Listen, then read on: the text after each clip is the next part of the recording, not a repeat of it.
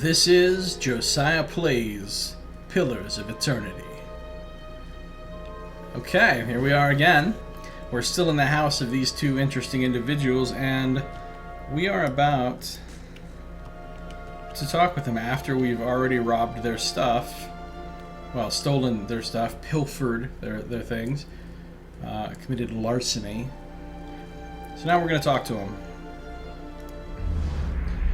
Kara Iloth. As you near, you feel a vibrant history. Oh yeah, it says the same thing as the last two. So, reach out for the soul. What the fuck? You see a crowded marketplace. Vendor stalls lining the road. Their proprietors' voices calling out to passers-by to come sample their wares. This woman wanders through the throng, strolling hand in hand with another woman. They peruse the vendor's goods, tarrying at a book merchant with a number of old and beautiful tomes, chatting with one another about what they see. One will pick up a book and show it to the other, who will take it, comment on it, and place it back on its shelf. Then the first will snatch up the book again and quickly pay the merchant before the other can snatch it back. They walk away from the market, weighed down by packs filled with books, still hand in hand, standing close, comfortable and familiar with each other. As they pass down a somewhat deserted street, an object suddenly hits this woman in the chest and bounces off, rolling away toward one of the buildings. The women stop and look at the object, an apple, and then back up at the person who threw it. There is nothing special about him, aside from the angry look on his face and the two other apples he holds.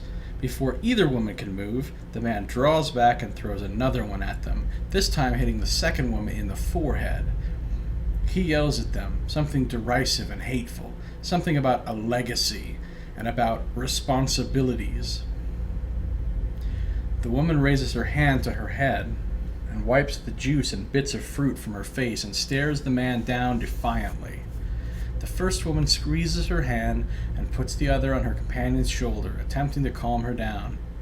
The other woman pulls a book from her pack and holds it before her, muttering under her breath. She pulls her hand free and waves it above the book, an aura forming around her. The first woman is still trying to calm her down, but all she says goes unheard.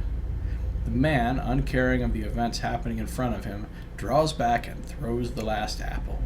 As it arcs through the air toward them, the second woman brings up her hand and points at the apple. A glowing orb of energy flies from her hand and strikes the apple, causing it to explode, raining bits of apple down on the road and buildings around them. This is pretty epic. Epic fruit fight. The man's face changes, anger joined by fear, looking like he's trying to decide if running or attacking is the better course of action. The second woman has started chanting again, her hand glowing, her eyes narrowing. This woman steps in front of her, placing herself between her love and their attacker. She touches her face, gently stroking it while whispering calming words. A kiss.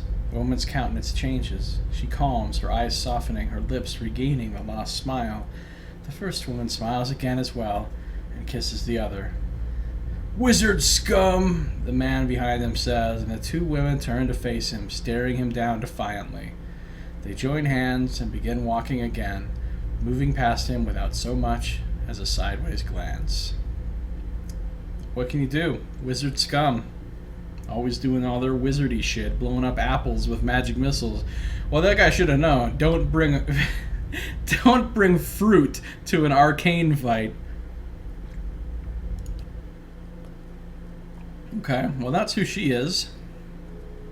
So that must be like her spellbook or something. Although it looks weird, doesn't it? All right, let's talk to this Valian chap and see what his or her, does it look like, is that a woman? I guess it's a woman, yeah. Edlin Priostum. Alright, so the same thing as we near, blah blah blah. Reach out for the soul.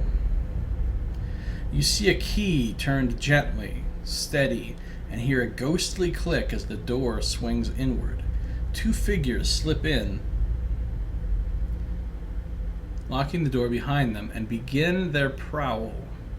Their hunt is efficient, and it takes them little time to acquire a sizable collection of documents and oddly shaped velvet pouches. So these are thieves. Quick hands fill pockets, rucksacks, bags. The door opens downstairs and everything freezes. Footsteps, a tired giggle. The thieves are all eye whites and short-breathed as they empty their pockets of all but the necessities. Anything noisy, hurriedly replaced. Silence from downstairs, then tentative steps up the staircase. A voice calls out. One thief creeps forward, the other gesticulating wildly for him to return. He continues forward, crouching by the banister. He sees a gaudy shoe and shoves. The woman falls with a cut-off scream, rolling lifelessly to the floor below. Wow. Swearing, the second thief grabs her brother, and they make their escape, collecting whatever of value they can on the way out. So, robbery gone bad, and, or burglary gone bad, I should say, and, her brother ends up killing the woman. That's not good. That's not good. That is not good.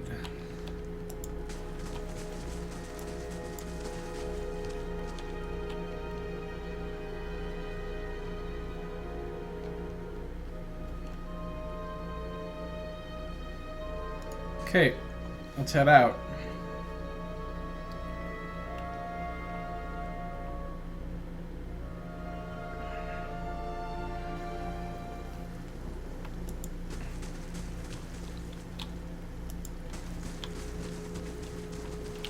I shall be quiet as a calm sea, which is not. Which is not very quiet, he says.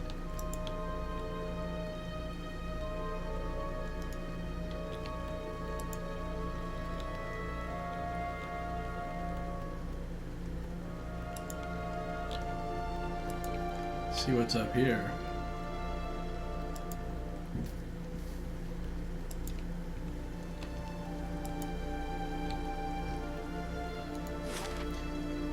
Western Wood, Magrant's Fork, Black Meadow. Right.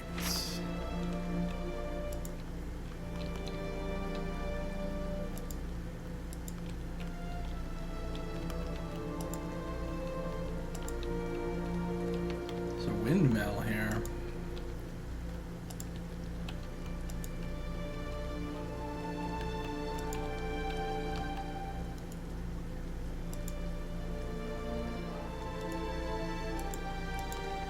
Can't get that without going around the fence.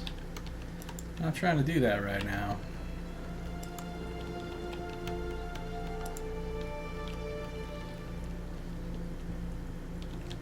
Wait a minute.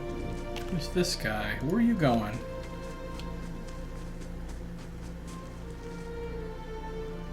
Okay, we've heard that. Thank you, Mr. Villager, though.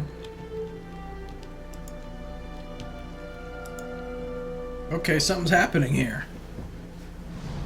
Swainer says, "We know there's more grain in there, Trumbull. We won't settle for scraps while you grow fat on our crops." A muffled shouting emerges from inside the mill. "The first you drunkards comes through that door gets a shot between the eyes. God's hear me, Swainer, I'll put you down like a dog. Come away for now, lads, but we'll be back, Trumbull. And we'll have fair prices, so by the flame we'll have a reckoning." Ooh, new task. Against the grain. Can't I just jump these guys right now and be like, "Sup?" Apparently not. Okay. Well, let's take a look at our new task. Against the grain. Some of the farmers in Gilded Vale claim that Trumbull, the miller, is withholding grain. The hungry farmers are on edge, and it seems likely that the situation will escalate. Investigate the feud. It seems that tensions between the miller and some local farmers are reaching a boiling point. It may be worth investigating. The miller has taken refuge inside his mill, and the farmers have headed to the local inn for the time being. Kind of feel like I should talk to the farmers first, but nah, that's good. I'm good. Quickly and quietly. May I please find hidden objects over here? That'd be great. Alright, I'll settle for some settler's arrow. I'll settle for some settler's arrow. Let's go in here.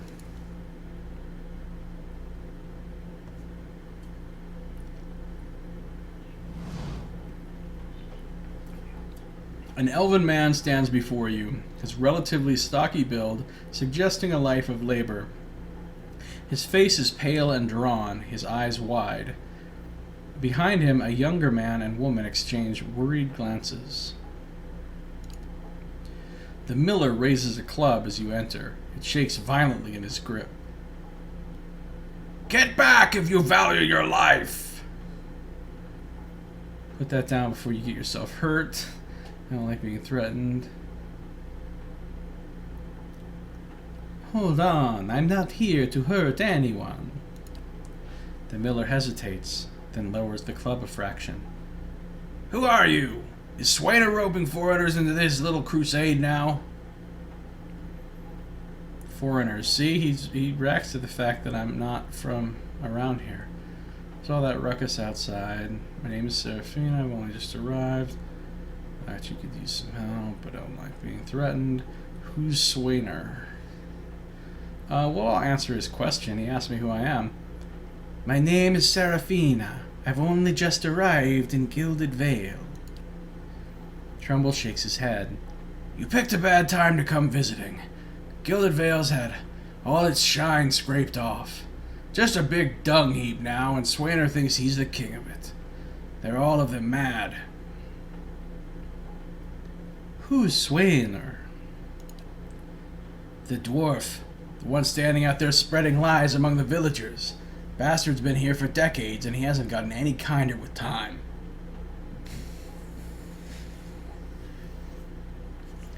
What was all that ruckus outside? Trumbull shakes his head.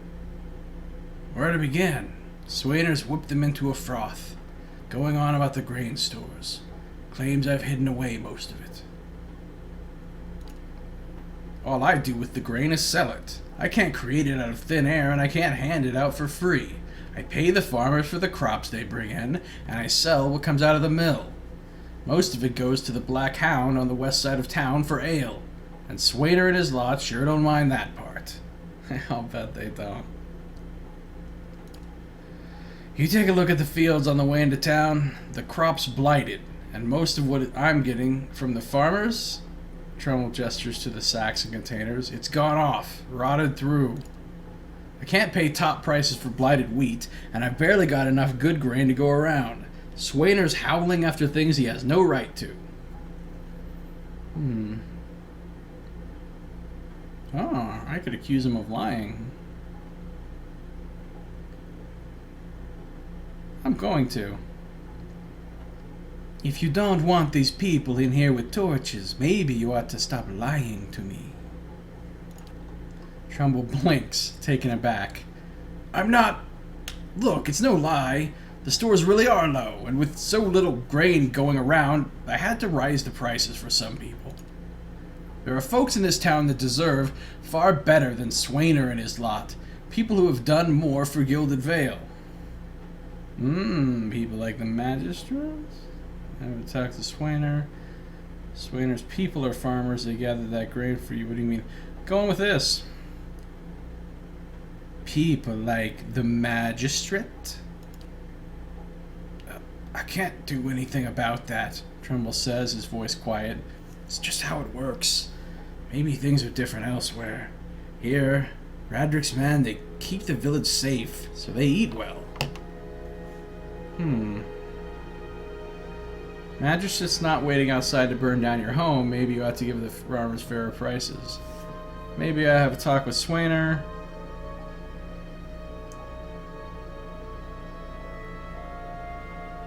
What do you mean? Swainer, the rest, they've always been troublemakers.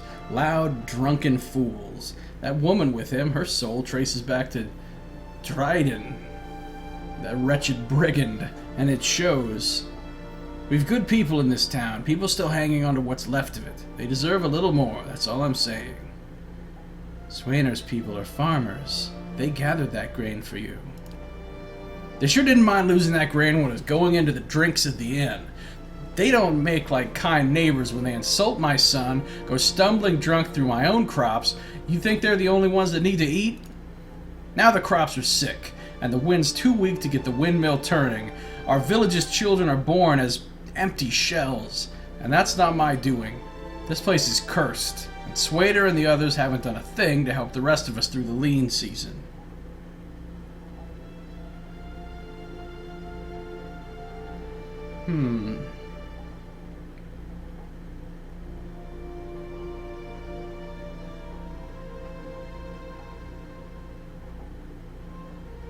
I feel like I could probably convince him with this, but I don't know that I want to convince him yet until I hear the other side of the story.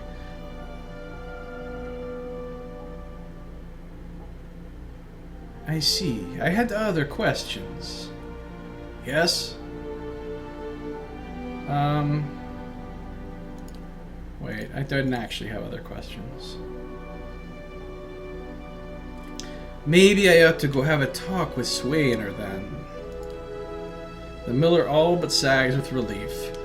I'd be grateful if you did. He won't listen to me anymore, but maybe he'll have better luck. Tell him we're all having a hard time of it, and we'll all have to make some sacrifices. We'll be in your debt for it if you can convince him. So,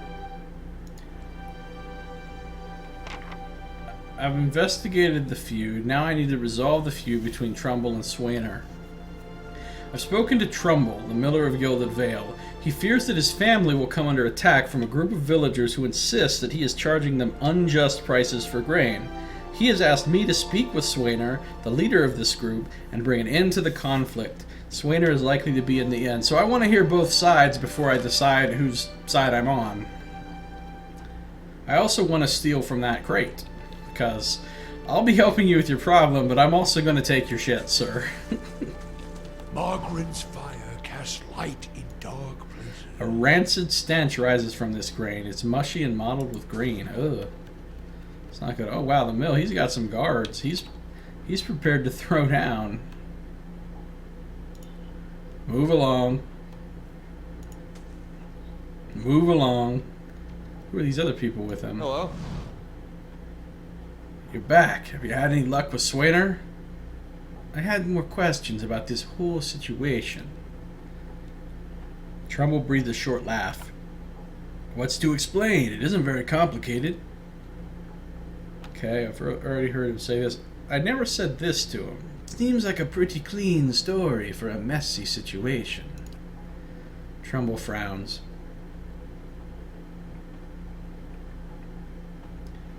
It's not. He pauses. Look, Swainer's always been a rotten bastard. With stores so limited, maybe I save the good stuff for people who deserve it. Offra, for instance. She's expecting a child. Should I let her starve instead? Do the villagers know about the grain supply? Trumbull looks embarrassed. Some. The innkeeper, for instance. It's better not to worry anyone. I'll be trading for supplies soon as enough. If we can just keep things calm until then, we'll be in the clear. The innkeeper? Trumbull winces. I wouldn't drink the ale, is all I'm saying. Oh shit, I already drank ale from that place. Okay. I have no more questions. Trumbull nods. Was there anything else? Trumbull nods a curt greeting. Oh. Not yet. I'll be back. Okay. We've got a fellow named Ciaro here. My father's a good man. He's always done right by the town. And Ulfdane, I'm sure Father can explain better just what happened here. Father's a good man. Okay, so they just say the same thing. Those are his two sons. So he's got his two guards and his two sons, and he's got himself. So he's ready for a fight if it comes down to it. He's not messing around. But I'm not going to have to fight him, I'm pretty sure. I can either convince the other people or convince him, because I'm a pretty good convincer.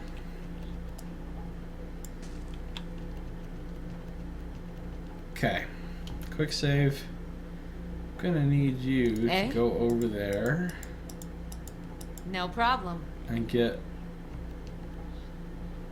out of sight.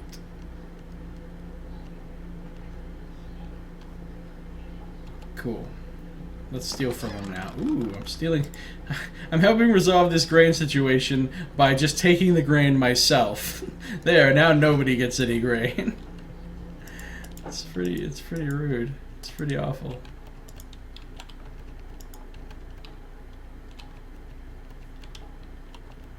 Okay. We'll be back. We'll be back, sir. One way or the other. Now then, let's see.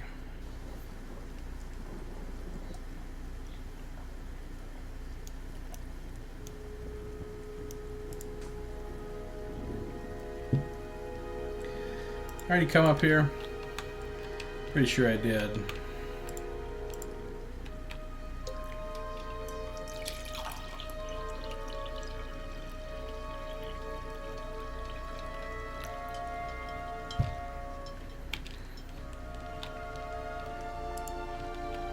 Oh, we're starting to get fatigued.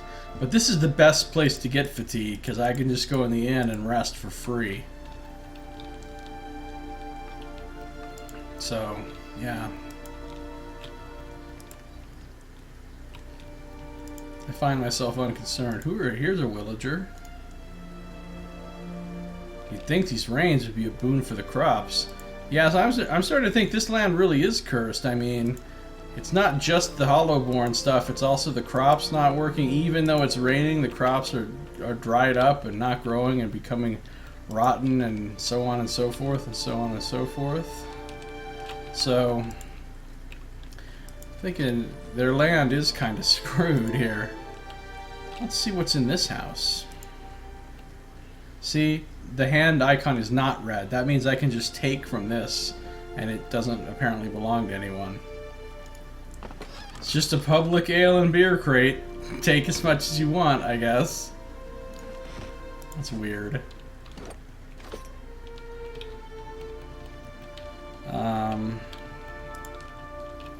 And I could... Pretty cool looking tree. Been thinking about joining family over in Deerford. They have it far better than us. They do, actually. They really do. There is the Black Hammer Smithery. Well, we'll go in there, but not yet. There's a villager. Poor Offra is so worried about her child. I don't blame her. I cannot keep up this pace. Careful if you had these guards patrol the Eastern one, but not the Black Addo.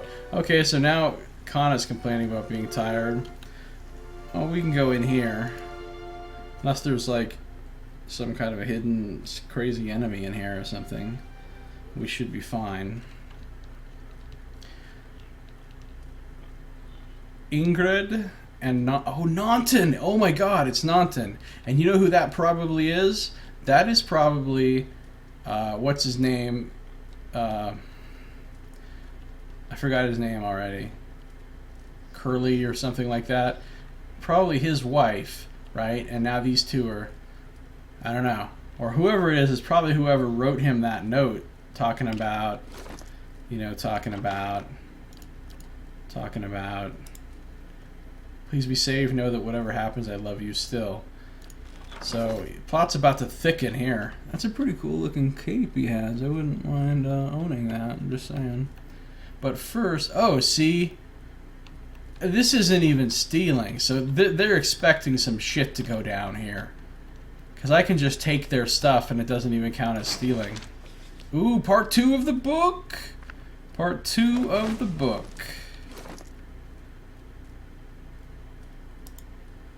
Deerwood Part 2. So I just need to find Part 1 and I can read all 3 of them. Ah, here we go. This man and woman appear to have been deep in conversation, working at closing 2 bulging satchels. They move to embrace until the woman notices your approach and pauses, her smile faltering a little. Uh-oh. See, these people are up to no good. Greetings. Can we help you? She looks to her companion, brows furrowing with confusion. Do you know this woman, Naunton? Naunton coughs. Yes, I think we met in the Valewood. I warned her about the bear. He inclines his head. Glad to see you've made it. Was there something else you wanted? You two seem to be in a hurry. You two are in good spirits. I know what really happened in that bear cave, Naughton. Huh. I'm just going straight for it. I'm not going to faff about. I'm just going to say it. I know what really happened in that bear cave, Naughton. The color drains from Naughton's face. I don't know what you mean. I told you the truth of it. Are you accusing him of something? Ingrid looks to Naughton, touching his arm. If this is about the accident, we're both grieving Perley's loss, but it was a wild animal's doing. Naughton shakes his head minutely. You see it tremble in his hands. What would make you suggest such a thing? I have no patience for cowards and liars.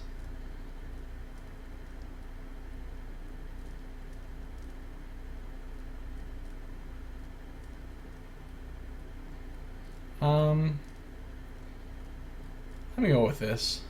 Stop. I have no patience for cowards and liars. Naughton flinches, but meets your gaze. After a moment, he sets his jaw and nods. Fine. I confess, I did it. I saw to it he'd never leave that cave. His hand falls to his sword belt. And I'd do it again. Naughton, wait. Ingrid raises a hand. I don't know what you saw in that cave, but this isn't what you think. Perley, my husband, is his wife. He was as much a beast as that bear. I tried to leave the first time I suffered his temper, but he wouldn't have it. She looks away, expression pained. Naughton, we met, and I knew I'd found someone special, someone kind, who cared for me. So kind, he will hamstring his friend and leave him to be eaten by a bear as he runs off? That is some crazy amount of kindness right there. Please, all we want is to leave this place, to start somewhere else. She looks down at the satchels. We've some coin saved up. You could have it if only you'll let us go. I can take the coin. I can say I'm taking it to the magistrate. I can straight up just attack. I can be really kind and just let them keep the money and leave. Or I can just tell them to kick rocks and not take the coin, which is... Whew, I'm a little bit torn here. On the one hand, I do want to... Although my character's a dissident, she's not so much about the law. She's more into benevolence for its own sake.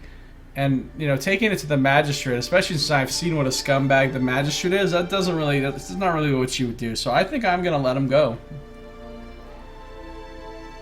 Keep the money. Use it to start your new life. Ingrid blinks, surprised. Then, thank you. Truly, I'm glad you understand. Only, here, take this at least. I hope it brings you luck. She looks to Naughton, smiling.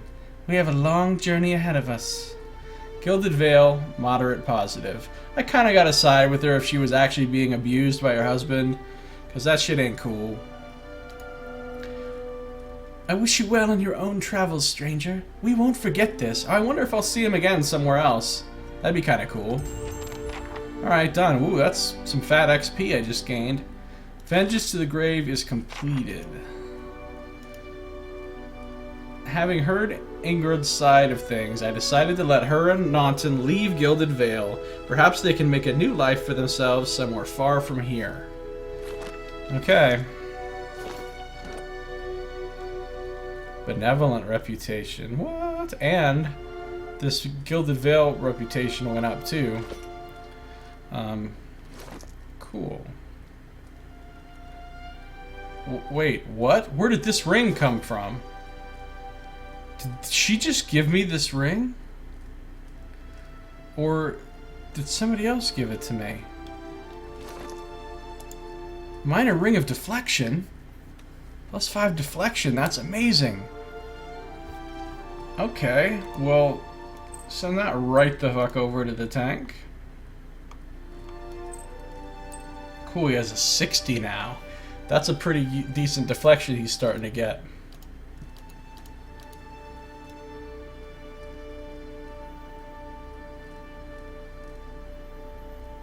Okay. Cool. More beer.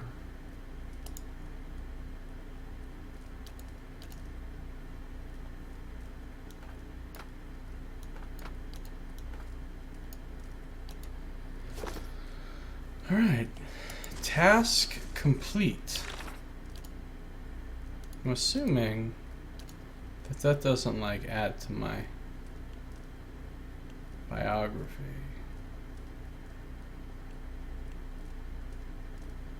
No, it doesn't. That wasn't, like, important enough.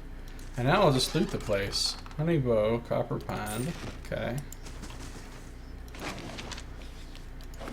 Just a table with nothing.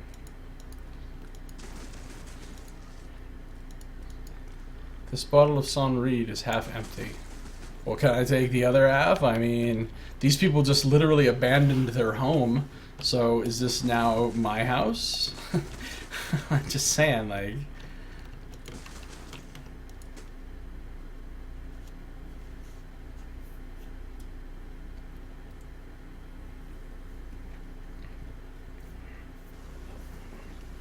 Okay. I'll see what I can find. Ingrid's house, the windmill, the road east, Blackhammer Smithery. I guess we shall visit the Smithery now.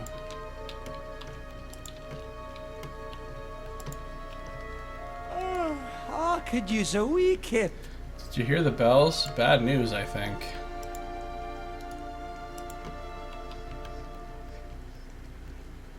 Save the game and then we'll go in here.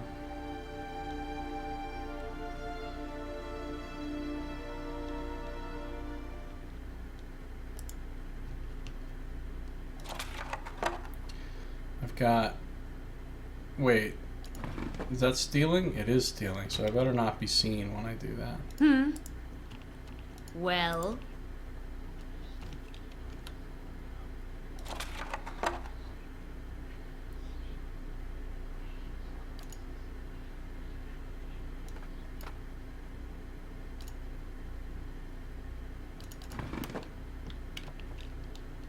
So now that I come in here, I see there's things to steal. There's a commoner, there's a guard, an apprentice, more things to steal. Oh, apparently that's not stealing, that's free for all over there. There's a forge. There's a couple named people here that I have a feeling are going to be memory people. And then that guy's presumably the proprietor right there. So let's start with some very important thievery that needs to happen. Yes, I'll take care of it. Yes. Apparently you can't pick people's pockets, but... What is that guy doing? Why don't you go As away, you sir? wish.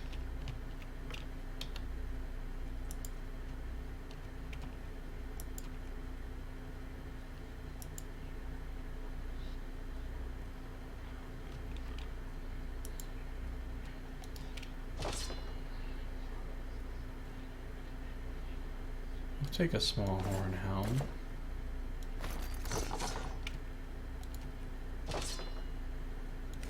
Take a hunting bow.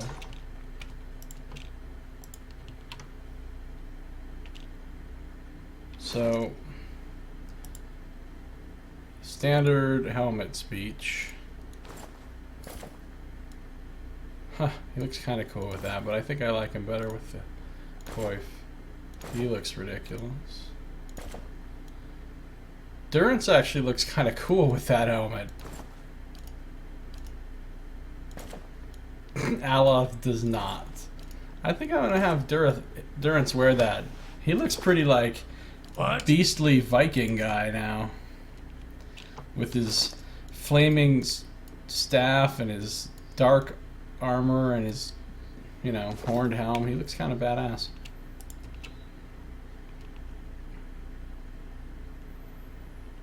Okay.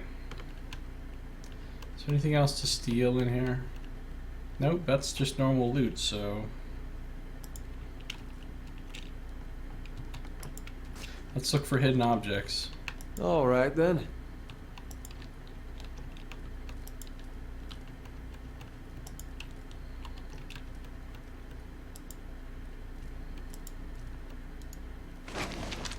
Ooh, a book. Daily affirmations of focus and efficiency. Really now?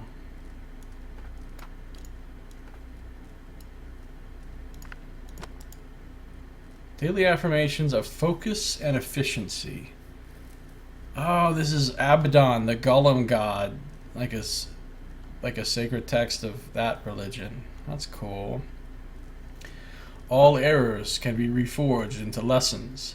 Abaddon rebuilt himself from ruin. No setback is insurmountable, not even death itself, so long as the soul is dedicated to the task. 2. Work hard, work well. Abaddon demands only honest labor and forthright service. All errors can be reforged if your first intentions are pure. All errors can be reforged. 3. All ignorance can be reforged into knowledge. Master your craft, excel at what you have been trusted to do. Do not offend your teacher by remaining a student forever. 4. Each generation must forge its successors. Teach your trade to all who are willing to learn, and in doing so, multiply the fruits of your knowledge. 5. All difficulties can be reforged into triumphs. Meet strife with humility and acceptance. Let adversity temper the ingot of your will, and you will never shatter. 6. Embrace your station. Fulfill the duties of your rank, and meddle not in the affairs of your betters. All guilds fail at their weakest link. Alright, you know, you had me with these first 5. I was with you. I was like, this is cool. But this embrace your station shit? Nah. 7. All loss can be reforged into strength. Profitable work heals all emptiness. So long as you have the tools of your trade, you will always be able to forge wealth anew. 8. Value the works of others, and they will value your works in return. Share the harvest with the hungry and your tools with the destitute. 9. All souls can be reforged into whatever we will. Hard work is not exclusive to life. Death is no time for complacency. Don't be slacking off after you die. Commit yourself to excellence in this cycle and the next. This is pretty cool. I quite like this religion. It seems awesome. Except for number 6. I don't like number 6 at all, but the rest of these are cool. Let's throw that in the stash.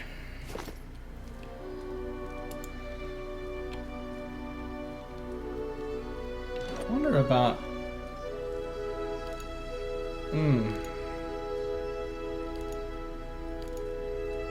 No one's particularly close to leveling. The closest person is Catriel because she's lower level than us. So she needs less XP to level than anyone else. 1 deflection. 1.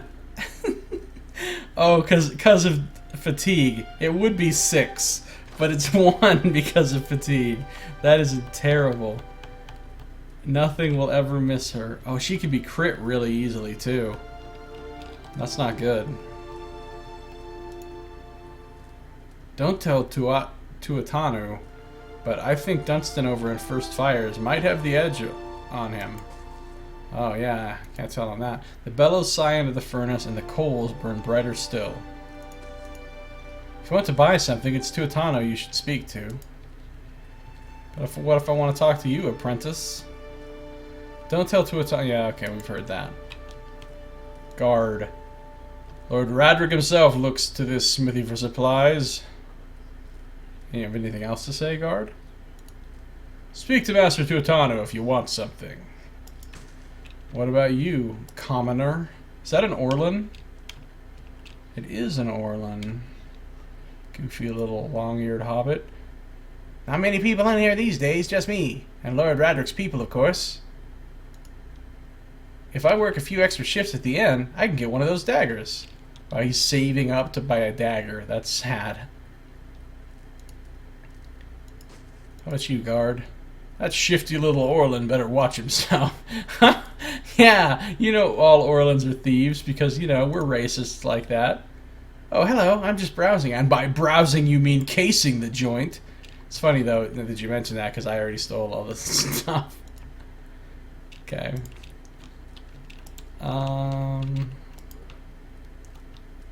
Okay, let's check these guys out.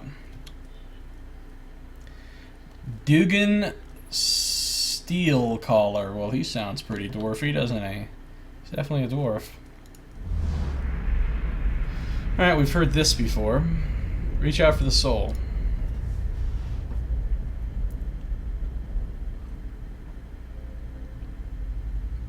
You see a group of adventurers surrounded by a crowd of attacking Zaurips. This man is with them, seemingly unconcerned by the battle, even detached from it as he stands in the middle of his comrades, chanting. Oh, he's a chanter. His expression bordering on elation. His voice is powerful and deep, booming out across the combatants as a rich counterpoint to the chaos of their fighting. With every phrase, the battlefield changes. His allies glow with a pulsating blue light, freezing the Zaurips that surround them.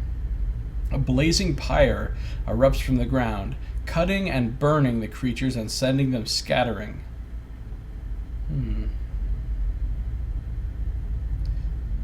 A blazing pyre erupts from the ground, cutting and burning the creatures and sending them scattering. One of the fallen Zaurips suddenly explodes as 3 giant grubs crawl from its corpse and attack the remaining enemies. The man continues to chant, thoroughly enthralled in the joy of the moment. Finally, the creatures have been reduced to 1. His allies stand back as the man approaches it, still chanting. He removes his hammer and swings it at the Zaurip. His phrase ends as the hammer connects with its head, punctuating the spell and bringing his song to an end. That's a pretty cool description of a dwarf chanter, to be honest. That guy's cool. I would take him in my party.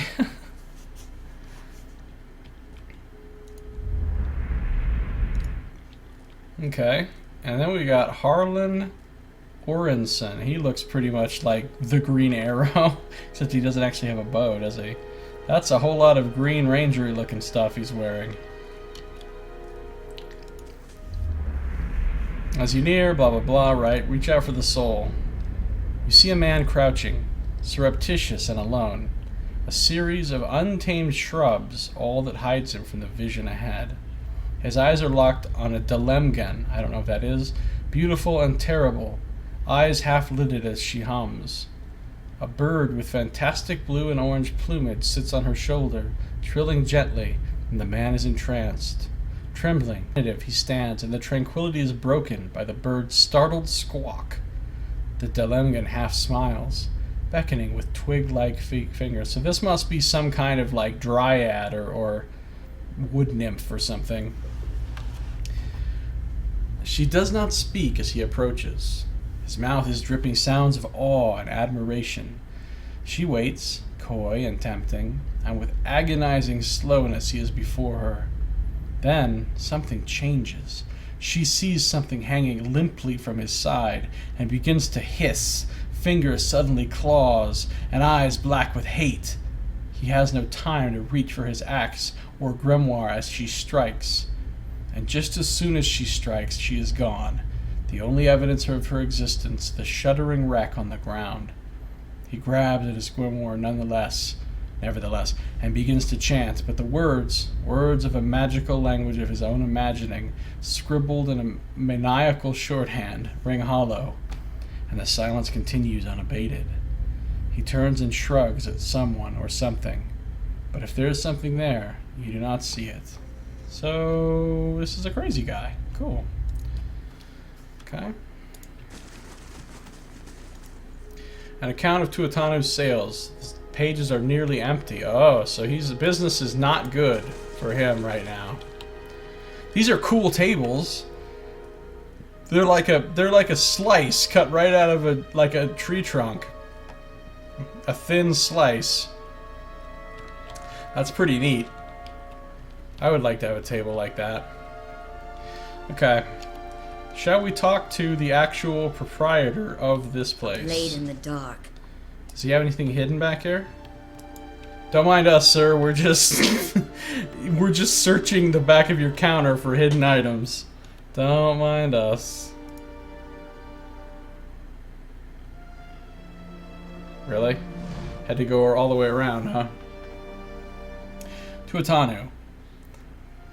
Is he an Amawa? Oh yeah, he is. He's even got the blue skin, doesn't he? This Amawa man is of an impressive build, towering above the countertop. His skin is the dusky blue of the deeper ocean, so that makes him a coastal Amawa, not an island Amawa. And his thick arms boast corded muscle. Small ears frame a square-jawed face coated in smeared soot and arcing black tattoos alike. Cool. He offers you a broad smile as you approach.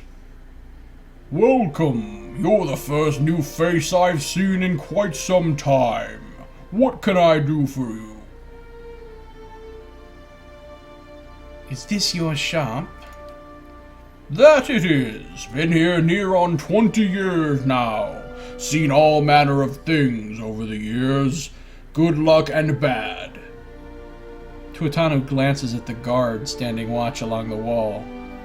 But the Black Hammer smithery remains. What do you have here? You come to us at a strange time, I'm afraid. The stock's not what it used to be. But we've fine weapons and armor to offer yet, all forged right here at the Black Hammer. What happened? We just don't have the supplies. Been expecting the next delivery for near on a week now, and haven't seen a sign of it. Have to expect they were hit by bandits. The road out east is crawling with them. Or my workers ran off with the wagon themselves, maybe, to make some coin. Tuatanu snorts. As if that lot would dare. I am sensing a task coming up in my very immediate future. He's right about the bandits. The dire situations in villages like this and the exodus to the cities has created far too many opportunities for unscrupulous sorts. Tuatanu scratches his jaw, thinking.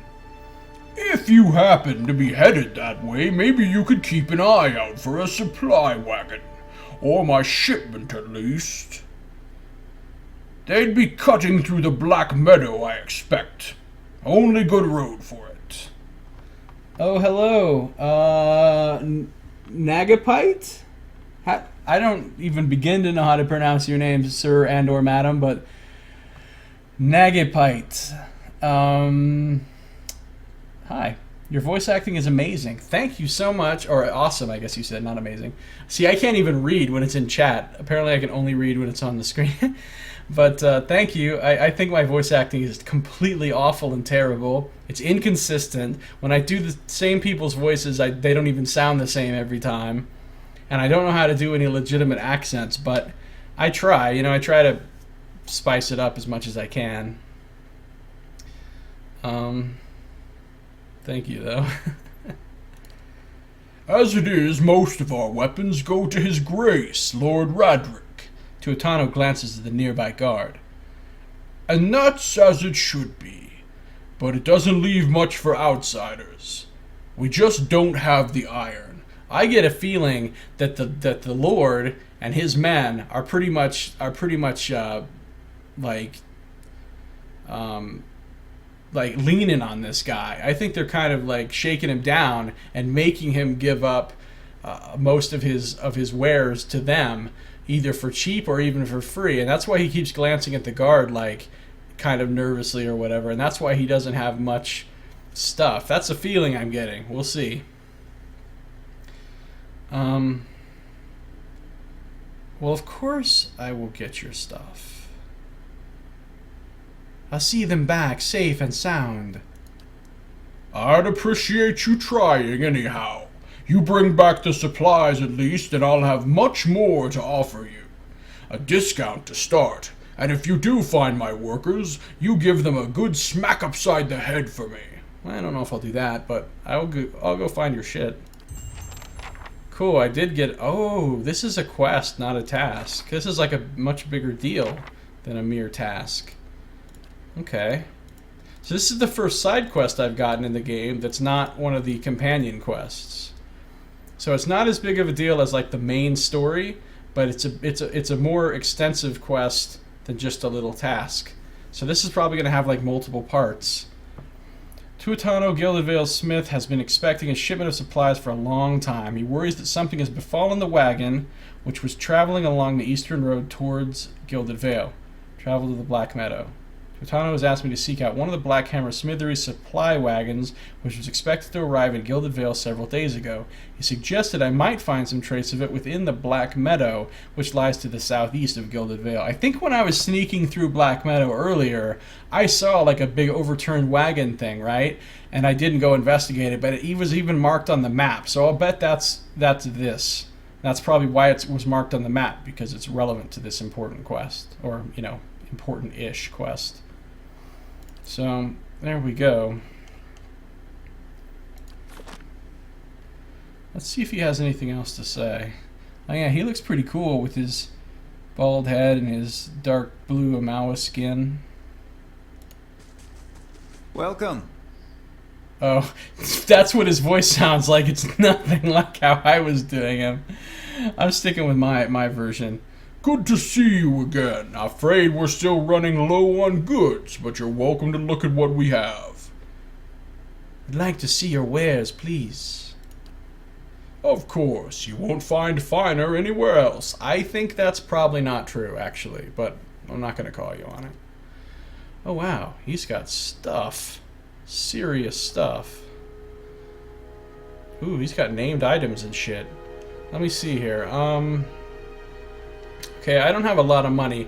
I've got some things I can sell, but I was thinking maybe I should try to sell them at the inn after I turn in that quest, because I might get a discount there, which might translate into getting paid more for things I sell.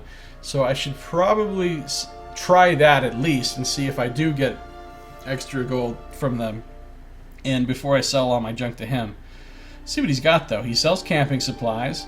He's got Jenna's Lance. It's a pike. It's a reach weapon, which is nice. Does some good damage. Adds +1 constitution, and it's reliable. So 20% of grazes converted to hits. That is nice. That is really nice. And of course I'm going to read the description of it, because that's what I do. Not actually a proper lance, but rather a pike. This weapon was gifted to an Orlan maid along with a goat by her wizard master Cabrindo, who was forced to show her the door after a number of episodes of remarkable clumsiness and brash carelessness that had left his grimoire waterlogged and his laboratory in ashes. This sounds like me. This sounds like me right now. The gifts were all the soft-hearted wizard could do to staunch his guilt. Wandering from place to place with only her goat, her pike, and a reputation for negligence that preceded her, her fortunes changed one day when she encountered a pair of soldiers trapped by a group of bandits. Too short to wield the pike properly, she instead climbed atop her goat and spurred it into the fray, leveling the pike like a lance and running one of the bandits through. Frightened and confused by the display and intimidated by Jenna's coarse language, the remaining bandits fled, and the soldiers' lives were spared. Her actions earned her a commission with a local fort, and she served with distinction in the cavalry, riding her goat. The original experience had given her such pleasure that she always found a place at the front of any charge. Eventually this took its toll, and she went missing after her unit was commanded to charge a group of trolls. That's a good story for an item. That's pretty nice, actually. And wow, oh my god, that's expensive. Holy shit. Will not be buying that anytime soon. Oh, it's an arbalest. I want this so bad. Hold wall. Look how much damage it does. And it's got improved attack speed. Crits can inflict prone. Lower crit damage. So all arbalests have that. So what this has is just, I think it just has attack speed as its enchant. A masterwork of dwarven craftsmanship, this sturdy arbalest earned its name during the Battle of Marching Mountains, where a dwarven ranger held off a group of ogres bearing down on him and his few remaining comrades. In the ranger's hands, the arbalest proved more than capable of launching bolts through thick ogre hide, holding the invading force at bay just long enough for reinforcements to arrive. While victory against the ogres proved short-lived, the tale is still one told with great pride around dwarven campfires. That's nice. I would like to own that. Then we've got Azerith's Stiletto, which is a little cheaper. And that's got quite a story to it. It's fast, does little damage, does some DR bypass, and this is its special enchantment. Spell Striking, Jolting Touch. Grants Jolting Touch. Now, I don't know what that means. I don't know if that means every time you hit somebody with it, a Jolting Touch goes off, because that would be really powerful. Or if just having it equipped to you means you can use Jolting Touch, like once an encounter, or once a rest, or twice a rest, or something. I don't know. I wouldn't know that until I actually own this, which I don't know that I will, because I'm not really in the market for a stiletto at this point, but... The War of Black Trees brought hardship and suffering to many Glanfathans, but it bore special tragedy for its druidic orders, who were forced not only to endure the deaths of many friends and kin, but also the destruction of the lands they revered above all else. Among these was Azerith, a young ovate. Deeply troubled by the use of the elements to turn nature against the people of Glanfath, and wondering if he was seeing the last days of his people, Azerith took to walking the endless stretches of burned-down forests in search of something, anything, that might signal a reason to hope.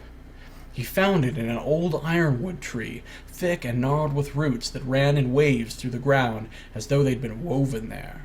It stood as it always had, though singed well up the side of its trunk now. Well, everything around it had been incinerated by the soldiers of Deerwood, leaving a wasteland 1,000 acres in every direction. That's really sad. Azerith plucked a single branch from the old tree, making sure to express his profound gratitude. An accomplished organic artificer, Azerith reshaped the branch into a blade that would rival any made in a forge. He infused it with the strength of the elements, vowing never again to be at their mercy, and resolving that if the tree could endure, so too could he. In his hands the blade would find its way into the hearts of many soldiers who stood at the edge of the forest with torches and barrels of pitch, and by the war's end he had saved many forests from the flame. When his years were drawing to a close, Azerith made a final pilgrimage back to the old ironwood tree which still stood, and he laid the knife at its base, to be taken up by someone else in need of inspiration in dark times. And then somebody found it and brought it to this shop to sell. Somebody pawned it after all of that. On his way there, he was pleased to see that beneath the ashes that covered the forest floor, new life had begun to spring. Azerith's stiletto is unusual, as the entire weapon is dark, red-brown wood, even the blade. The magic used in its creation hardened and protected the wood, preventing it from chipping or warping. Dark green vines and leaves sprout from it, and wrap themselves around the hilt to form the grip. Now that is a cool fucking dagger. I mean, the graphic of it doesn't really sound like what's being described here, but... That is a sweet ass fucking description and story of a magic item. Like it could just be like, oh whatever, it's a dagger that shocks people. Here it is. Shut up. I mean they put some effort into these magic items, and it makes it so much more interesting. Like if you're using this weapon, it would feel cool just because you know that it's this like special thing and not just some regular stiletto. I still don't know if I'd actually buy it, but it's cool. Nag says, this game is like a living or interactive fantasy book. It is kind of. I mean, it has a lot of writing that goes into it, a lot of description, a lot of lore. The conversations are very long and involved. And it's, just got a really, really good detailed story to it. Plus the surroundings and the area designs are really very detailed and beautiful, and a lot of thought went into them. And then, of course, the combat and the encounters and stuff are really exciting. I mean, it's very tactical. At least playing on the difficulty that I'm playing on Path of the Damned, which is the hardest. So that makes the encounters much more You really have to think about what you're doing more than just kind of face rolling through it. Alright, he's got a crossbow, great sword, more story. He's got a bunch of normal weapons that I don't need. What is this? What is this? An outworn buckler. You know it's good because it costs a lot of money. Outworn buckler. So it's a normal, only usable by paladin. What? Well, that's rude. It's a small shield with 8 deflection. That's normal. Small shields normally have that. This is its special thing. Herald. +5 to all defenses. That is pretty sweet. Too bad only paladins can use it, because I would love to have that for, I was looking to see if this had, like, only druids or something, but it doesn't. I would love to have that for Adair, but he's not a paladin. I'm gonna get a paladin, though, later. The simple wooden buckler would not be out of place in a pile of surplus training shields. Painted green, it has 2 black iron straps across its front that form a large X. It looks like it has taken more than its share of blows, and may have been in use for far too long. But far from ordinary, the buckler is in fact thousands of years old, its preservation a testament to a transcendence of its humble creation. The buckler originally belonged to one of the founding members of the Darkosi Paladini, when she was just a squire, thousands of years ago in the glory days of Old Vailia. Oh, cool. As it accumulated damage from war and weather, the buckler became an extension of the paladin's own irrepressibility and protectiveness, as well as a symbol that inspired those in her charge. She wore it in every battle of her long and distinguished career, and though the paladin's name would eventually succumb to the ravages of time, the shield has yet to do the same. It is said the shield was so partial to its original master that it will allow none but a paladin of similar conviction to touch it, and in times of need, it has a way of making it into the hands of those whose souls mirror the greatest qualities of the Darkosi founder. That's pretty cool. That's a neat little shield. And then a bunch of normal stuff. Minor ring of deflection. Okay, this is just like the minor ring of deflection I have. And a minor ring of protection is just like that, the one I have. And those are expensive, jeez. A blunting belt. I don't even own any belts. This belt is comprised of several layers of leather wound around small pieces of metal. The resulting effect is not unlike brigandine, though the belt's sturdiness only reflects those arcane protections woven into the material, for the belt grants uncommon resistance against cutting and piercing weapons. So +5 DR versus pierce and slash. That is a pretty damn good belt. And it's still too expensive for me, but that is something I would want to get very quickly when I can. Cape of Withdrawal sounds good. +15 defense when disengaging. That's not bad. That's not bad at all. Capes and cloaks can be worn for protection. Oh, I've already read about cloaks. So, okay. And now there's a bronze horn figurine. Requires 0 summoned creatures. Range 7 meters. Effects summon animal. Though tarnished and lusterless in its remarkable age, the intricate inscriptions and texturing still discernible on the horn's surface, along with the artifact's obvious longevity, suggest an object of expert workmanship. See, I don't know what this means. Does it mean I can summon an animal once an encounter? Does it mean I can summon an animal once per rest, or 2 times or 3 times per rest? It really should specify those things. But basically it's an animal summoning horn, which does sound pretty cool, especially since it's pretty cheap. But rope and grappling hook and a pry bar. Yeah, I'm gonna need those. I already know I'm gonna need those, so I'm gonna buy those right now. And then, so we will come back here after I've sold some junk at the other place and seen if I got a reward or something.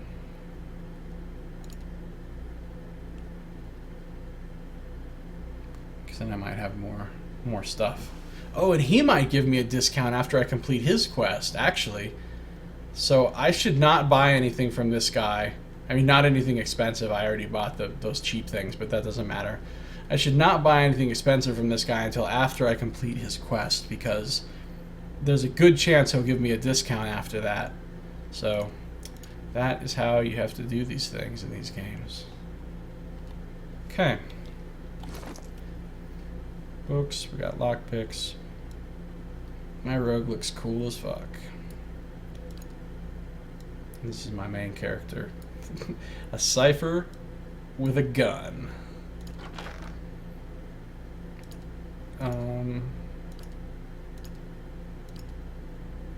Oh yeah, so I have 2 hammers and chisels, and I have... Wait.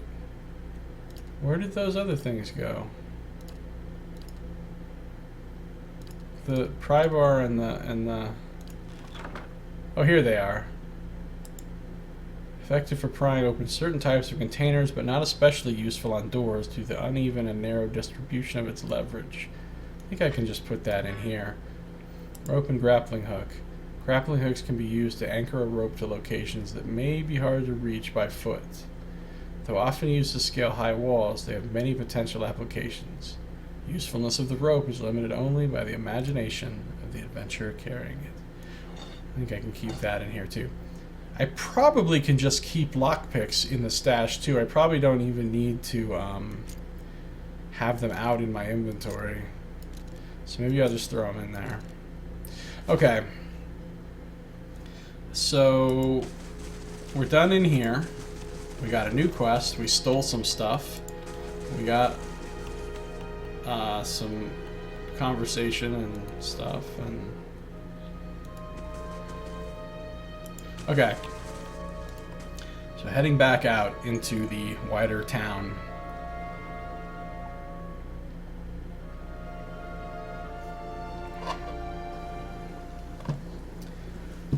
Oh, now it's nighttime. Really, that happened kind of quick. Nice and quiet.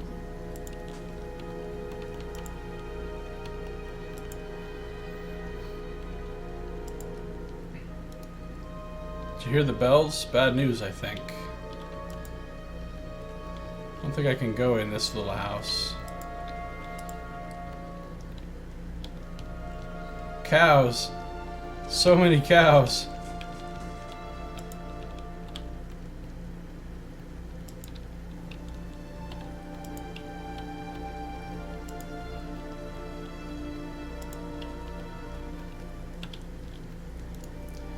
So, Black Meadow is where I need to go for the blacksmith's thing. And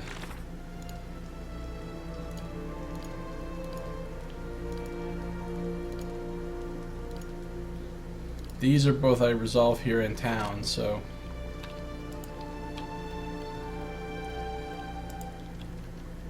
just gonna finish exploring the rest of the town map. So we have some villagers here. What are they doing? Such a shame about Pearly. The beasts are growing bolder. Oh, so they've already heard about Pearly, huh? Decent folks like you don't fare too well in these parts. Well, thanks. It's nice of you to call me decent. Yes. I think I'm faring perfectly well, though, honestly. Feels like we've been seeing more bandits along the roads of late. I think these rains would be a boon for the crops. Can I talk to the cows? Can I do anything with the cows? Can I tip the cows? I guess not.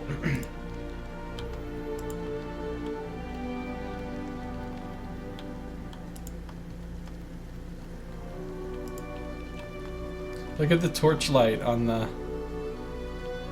Or not torchlight, but it's the light from... Yeah, it is the torch, because he's got the torch on his belt, which I don't really know how that works. Well, I don't really know how you carry a torch around on your belt, but... And like him, he's got the flame on his staff, and you can actually see it lighting up a little bit of the... It doesn't shed nearly as much light as the torch, though. Ooh, Bareth's Bell. Despite the rains, the stalks feel as dry and stiff as a locust husk. Yeah, see, this place is cursed. Some bad shit's going down here. Right, I don't want to leave yet. So I've already been all up here. I've been in there.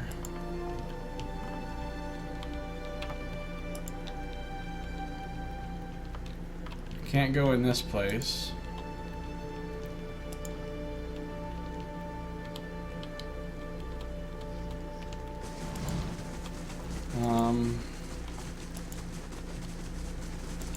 Couple villagers there. Heard that before. And there's the... Okay, so let's go down here. Light, flame, and sound. We'll keep to ourselves. This obviously is not going to go anywhere different.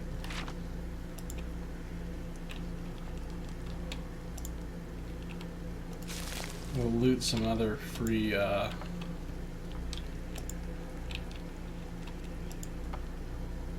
are you?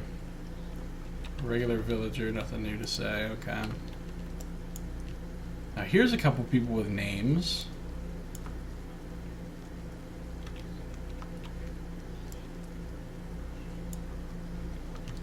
Let's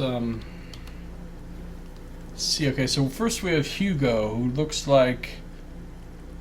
I don't know what Hugo is. We've got the vibrant history thing going on, so my soul's going to reach out and see the memory of this person. You see a room, bright, warm, and covered in greenery. There isn't a spot in the entire space that doesn't have some kind of plant growing in it. Small germinating seeds in a corner here, large sprawling vines climbing the walls there. Although most of the plants are actually in some kind of container, there are a few that have grown from the dirt floor itself. They are just as lovingly cared for as anything else in the room. This man wanders through the plants, smiling at each and every one, an old pipe clenched between his teeth. Stopping next to one, he touches a leaf, lifting it up to look at the underside, then gently rubs it between his fingers. He takes a small handful of the soil it grows in and crushes it with his fingers. Satisfied, he drops the soil back into the pot and continues to the next plant. He hums a low, cheery tune as he moves among the plants, occasionally stopping to sing a few words of something to one of them. Finally, he reaches the door. Having visited every plant in the room, he turns back to look at them, a look of serene pleasure on his face. Then he turns back and is gone. So, the guy had a green thumb. He's a plant lover. Guess maybe a druid or something.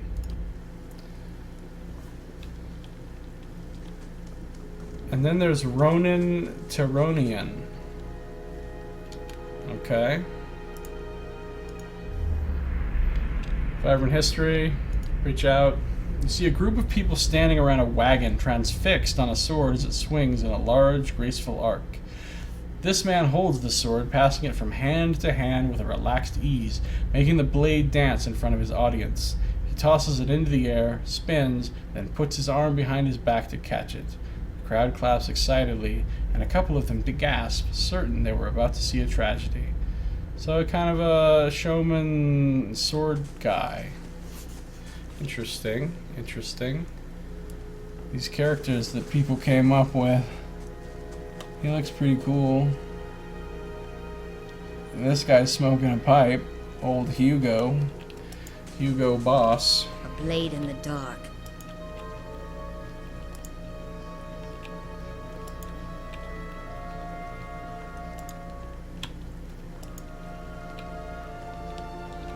Can't go in these buildings, apparently. Shame about Pearly, the beasts are growing bolder. Yeah, I was thinking that too. Poor Pearly.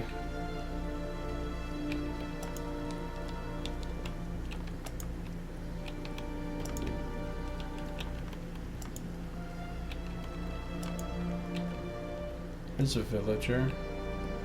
Blackhound's Inn's a fine place to sit and have a smoke. Is that right? You'd think these rains would be a boon for the crops. Okay, we're back over by the inn here, apparently. Oh, and this is the corner. Alright.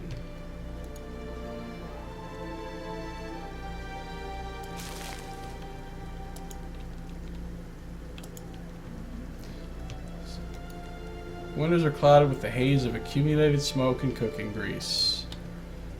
And you guys?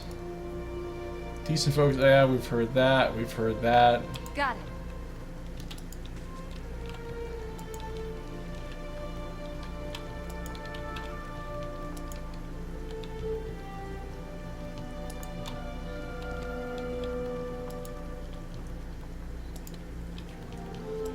Oh, here's somebody I haven't talked to before. Theophalian. Oh, it's a moon god-like. Smoking a pipe. Wearing a breastplate. What a strange looking character this is. Vibrant history, let's do this.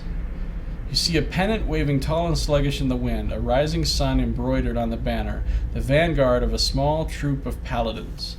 The atmosphere is buoyant, if restrained, and their armor has not yet been tarnished by the elements. This expedition is fresh, young, filled with zest and zeal. At their head stands a commander, awkward in full armor, but determined in step. Despite the excitement of his fellows, he does not smile. There is a twist to his mouth, his countenance grim. He throws up a hand, halting his troop. Silence falls among them, revealing a dark thunder, deep and low. He orders them to ready their weapons and spread out. Eyes dart from horizon to horizon, necks twisting to see the source of the sound. In the distance, dust and lightning rise from the ground as Stygian clouds race towards them overhead. The soldiers stand, only the staccato movement of their breath betraying their nerves. The commander closes his eyes, calling a blessing down on his troop. Invigorated, invincible, they wait as the enemy draws closer, poised to attack. So Theophalian was a paladin commander of some troops. And now he's a guy who stands around forever smoking a pipe in this shitty town. Quickly and quiet. Oh, how the mighty have fallen.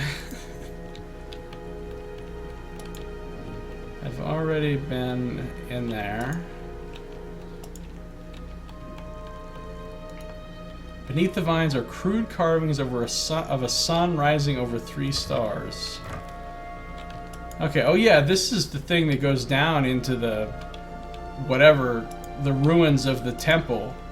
The temple of Eothas, right? Yeah, this was the temple of Eothas. See, there's the symbol, but you can't see it because that pillar thing is in the way. Is that the symbol that's on this cloak that I stole from Adair? I think it is, huh? Maybe. It might be an Eothas symbol.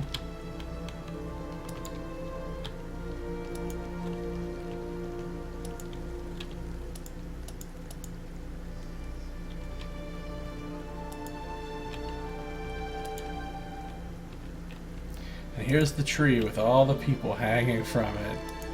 It's very sad.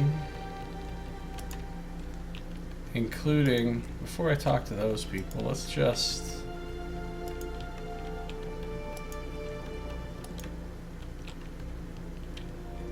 So I went over that way last time.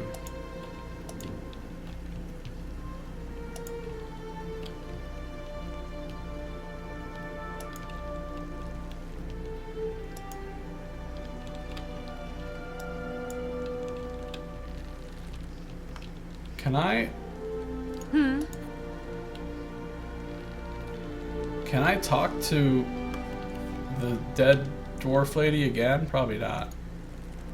Scattered between the roots are bracelets of twine and bead, wilting flowers, and notes half erased by the ruins. So this is like memorials for all these people.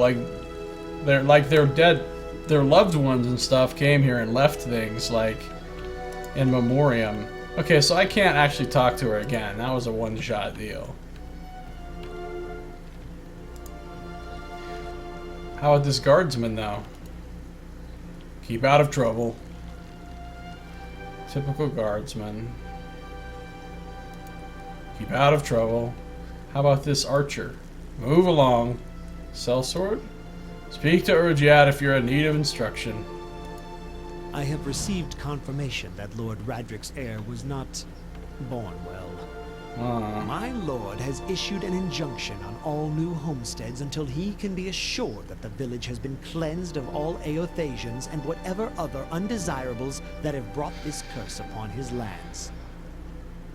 Alright, well that's no great surprise. It would be best if you left town as soon as possible. I would suggest returning to your old home. There will be no place for you here. You may stay at the inn until you can make the necessary arrangements, but I would not advise remaining long. I expect Lord Radric will be most thorough in his efforts to purify this place. And me being both a cipher and a watcher means I am somebody who would want to purify. Report a murder. Oh. Really? Hold on.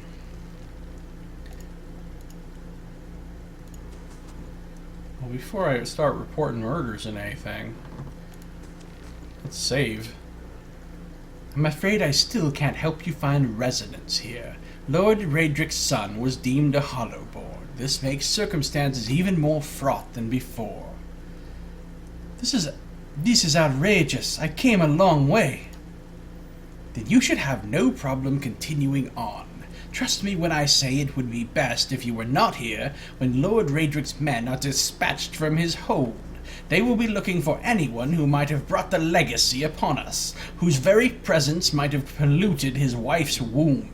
They will extinguish all possibilities.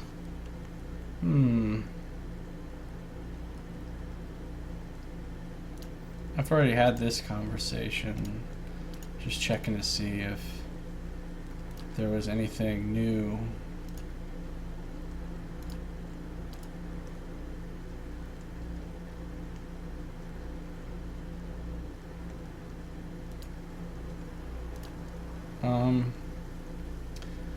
Alright, if I were to report a murder, what would happen?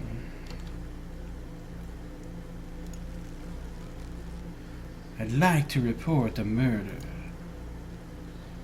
See, this is interesting because I let them go. So, what am I reporting this for now?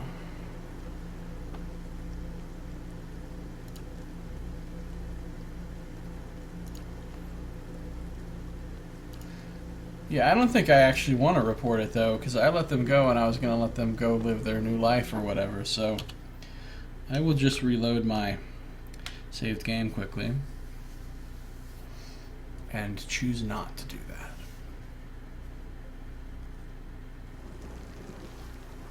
Alright, I think I'm done messing around with the constable here. All right, then.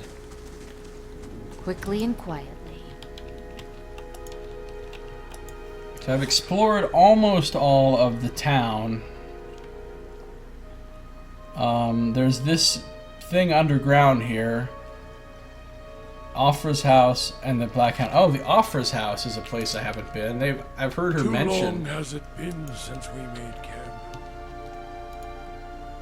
Heard that. Heard that.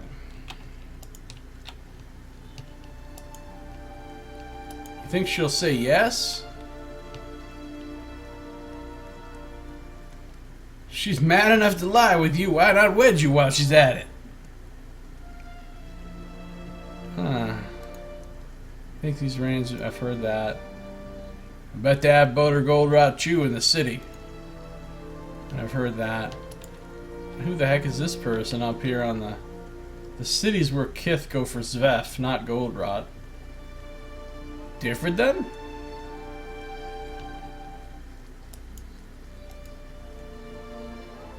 Shame about Pearly the Beast there. And then I told her that's not the pistol. We've heard that one before. Ha ha ha. Okay.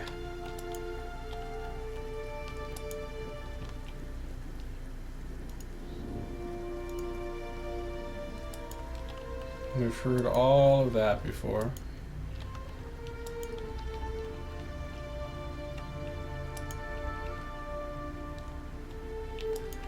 I can come up here.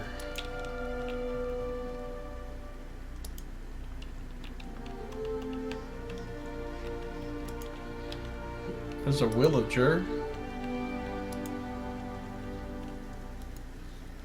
Did you hear the bells? Bad news, I think.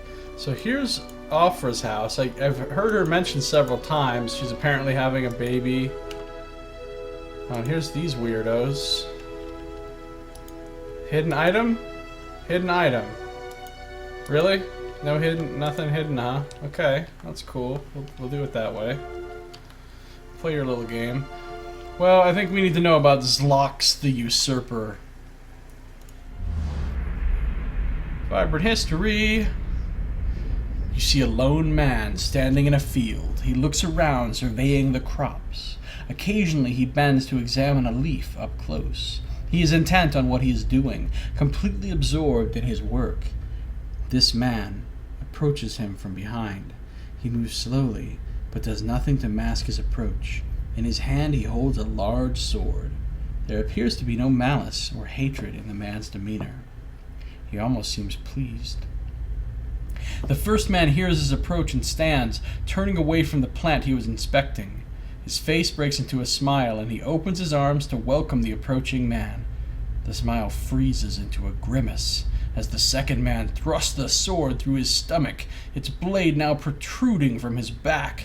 His arms slowly fall to his side, and blood starts to drip from the sword onto the plants below the men. As the first man crumples to his knees, the second pulls the sword out, a tear slowly falling down the cheek of his still smiling face. So, did he kill his dad? Did he kill his brother? We don't know.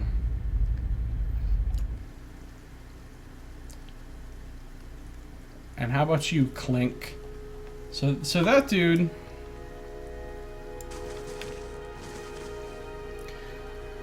Oh, he's kind of got like a winged helm and stuff.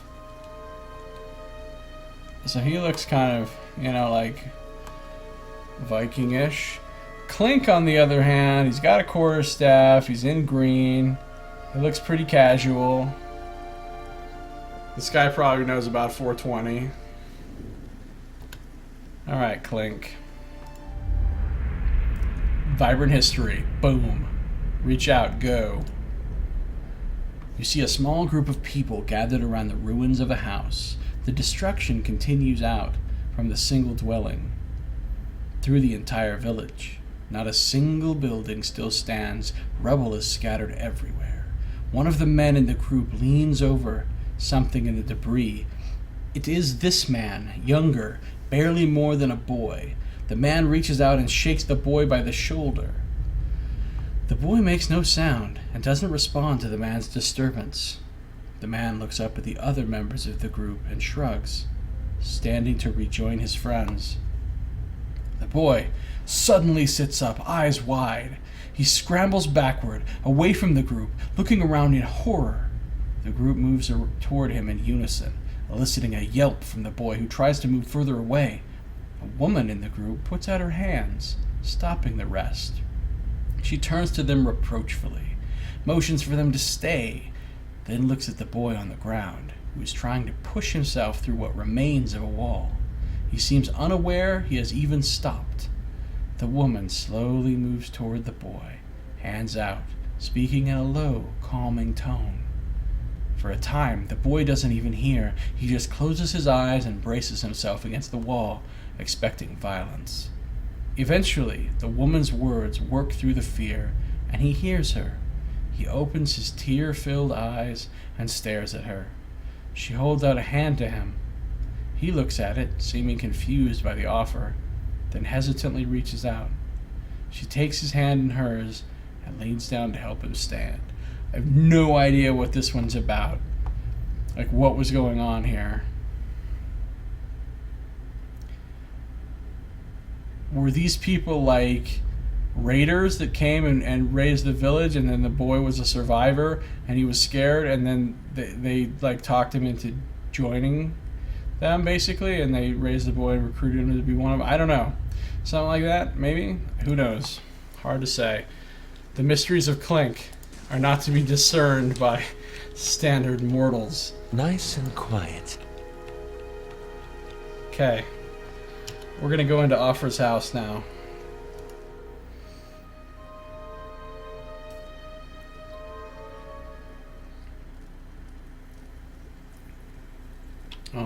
Offer's home.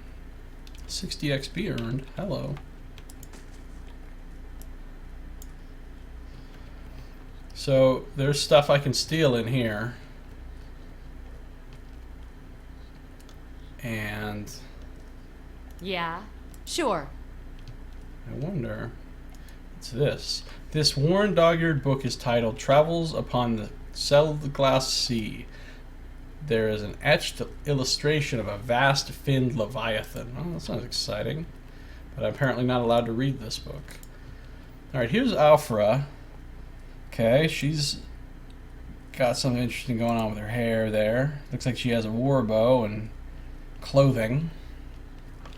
There's a cat. She has a cat. You know, I think I've had the piglet out long enough. I'm going to bring the drake back out. Or the worm, as it were. I'll put the piglet away. You know what, actually, maybe I'll just carry the piglet around. Because I have plenty of inventory space. So there it is. There's my tiny obsidian worm. Really quite cool. Cat. Okay, so I need you to come over here. Well, And I need you to come over here. of course. And I need you. Quick save.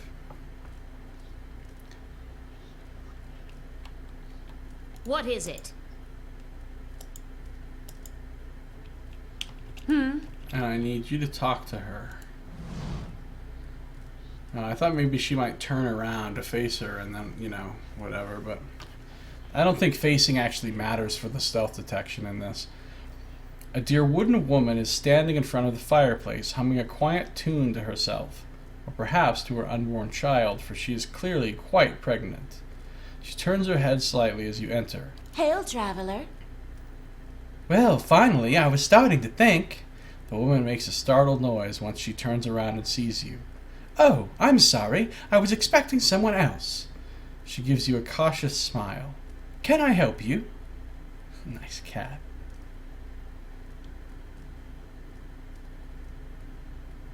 I'm going to say nice cat because why not? Nice cat. Offra smiles brightly. Oh, thank you. She's a sweetheart. Keeps the house clear of mice, too. Who are you expecting? Oh, this is Kalicia's sister. Oh my god. I remember Kalisha was talking about coming to see her sister living here. Wow, that is who she is. Oh, I got bad news for you, sweetie. My sister, Kalisha, is traveling with one of the caravans. She sent a letter before she came, said she was going to pay her way by working as a guard for the caravan master. She always was a tough one. She pauses. I don't suppose you've seen her on the road? Or the caravan, perhaps? It's Master Odema's. Yeah, this is awkward. Yeah, I'm gonna be honest. I'm gonna let her know what happened. The caravan was attacked and we escaped, but Kalisha was caught in the bivouac. Offra covers her mouth with a hand, eyes wide with horror. For a few moments she can manage nothing but a strangled, voiceless gasping, her eyes brimming with tears. Yeah, I'm sorry. I knew. I told her it was a dangerous path to take. Kalisha was always so certain she could take on any danger. Offra sniffs. Oh, my poor sister. I'm sorry, stranger. I can't believe she's gone. If only I hadn't called her here. If I hadn't written to her, she might still be alive somewhere. Offra's face crumples, and a solitary tear slides down her cheek.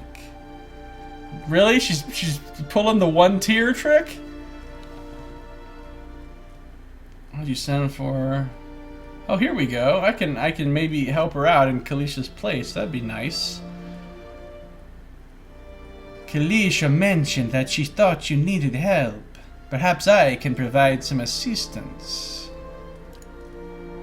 Offra looks at you with some surprise before dabbing at her nose with a sleeve. That's kind of you to offer, but I don't know if I could impose this on you. It's not a small favor. Offra wipes at her eyes. I'm worried about the baby, about the legacy. I told Kalisha as much as I could, but all I know is that for a long time now, every child born in Gilded Vale has been soulless, empty. It's happened To so many mothers, and Lord Redrick, he's exiled all of them, calling it a sign of the gods' disfavor. Yeah, he's also been killing the mothers of those soulless babies, so you better watch your shit. She sniffs. With my Hathort gone, I don't know how I'd manage if I lost my home, too. I hoped Kalisha could help me. They say Ranga, the old midwife, knows a way to prevent a child being hollowborn. But she moved south, to Anslog's compass 2 seasons ago. The journey's too far for me.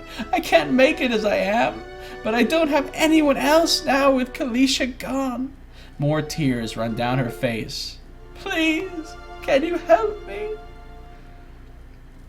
I'm not one for charity. Handle this yourself. What the fuck? So these are 2 paladin orders. So if you're a paladin and you're one of those orders, you can have a special dialogue, but I'm not. I can just say, I'll find her. What's in this for me? I'll think about it if I ever... Wow, this is 3 like asshole responses or like 1 decent response. Of course, I'm going to pick this one because this character is a good person. I'll find Ranga for you. Offer blinks, eyes wide. You will? Oh, gods bless you. Here, I'll give you coin to pay her with. You needn't trouble yourself with that. I think it's a drink she fashions out of... Well, I'm not sure. But it shouldn't be too much of a burden to carry back. And I got a slight positive rep bump with Gilded Vale. That's cool. Anslog's compass is what we call the lagoon to the south. Yeah, I've been there. You'll have to cross the wilds to get there. That's what keeps me from trying it myself. She clasps her hands together. Thank you again, truly. You'll be saving us both. She sets a hand on her stomach, smiling through her tears. Okay. So I got another quest, like a full-on quest, not just a task. By order of the Lord of Gilded Vale, all mothers who give birth to hollowborn children will be exiled from the village, or hung from the tree. Offer words that she may find herself among their number. Well, of course I'm going to help her. She's Kalisha's sister. Kalisha was my homie. In Gilded Vale, I met Kalisha's sister, Offer. Offer is expecting a child and is worried that she too will give birth to a hollowborn, as have many unlucky women before her. She has asked me to travel south to Anslog's compass, where I can find Ranga, a midwife who is said to know a way to ensure that Offer's child retains its soul. Well, that's pretty cool. So yeah, I'll head down there and handle that for her. I'm gonna have to steal your shit before I do that because look. I want to just help you out, but unfortunately, the lady in the black coat over there is not so nice, and she just might have to help herself to your shit. Hey, what do you mean caught stealing? Oh, damn, my stealth was... Okay, I just quick saved, so I can reload right there. I forgot, I was not in stealth mode. Oops. A blade in the dark. Well? Would you be so kind as to get undetected, please? Okay.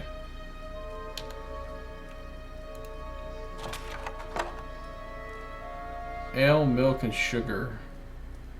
Well, Kana likes the ale. Sugar. A tin of fine powdery sugar used for sweetening dishes or providing a jolt of energy in a pinch.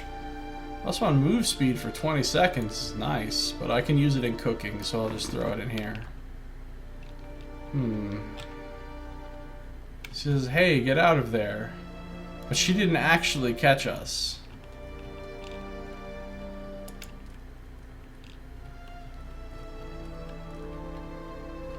Let's see what happens. Yeah. Good day to you. I hope Ranga agrees to help. I honestly don't know what else I can do. Any chance you could tell me a few things about Gilded Vale? I can certainly try. What would you like to know? Tell me about the village. Let me think. We're farmers mostly, but there has always been work and opportunity for people coming in from elsewhere. In the old days, at least, the Black Hammer smithery's been here for a long time. That's Tuatano's place south of the mill. And then there's the Black Hound, just a ways south of here. She sighs, trailing off. I have to admit, I don't go out much anymore. With that horrible tree out there, things aren't like they used to be. But I don't have anywhere else to go. Whose lands are these? The Radric family has held title over these lands for generations. Their keep is northeast of here, past the Esternwood. She holds up a hand. I wouldn't go near, mind. He doesn't see visitors or petitioners, not these days. Some people say that, well, that there are some bad seeds in that line. A weaker soul. Maybe that's why... She hesitates. Well, never mind. I'm sure Lord Radric has his reasons. I don't have any more questions. Was there anything else? I'll be going. There's one little thing that has to happen here, which is I still need to take your shit. So... Time to see and not be seen.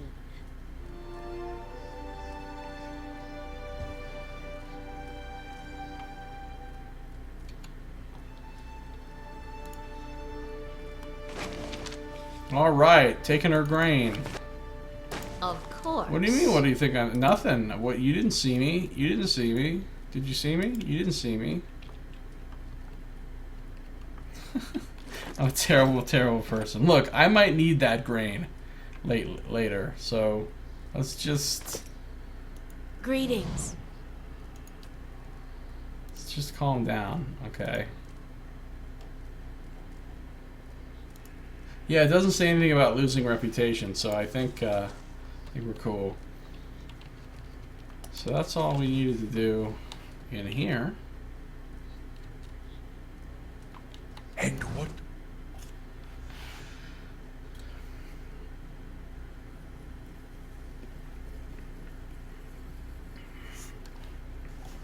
Okay. Oh, it's daytime again. That's good. Of course, my people are starting to get tired. Everybody except for Adair, because he's got a lot of athletics, so he doesn't get tired very easy.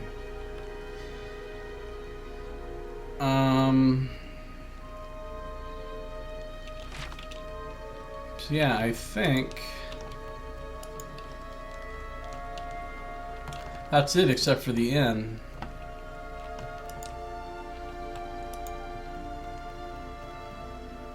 The ale tastes funny to you? What does it? Oh, wow.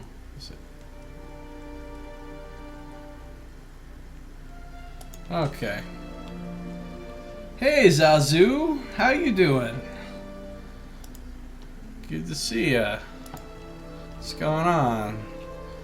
I've been streaming now for,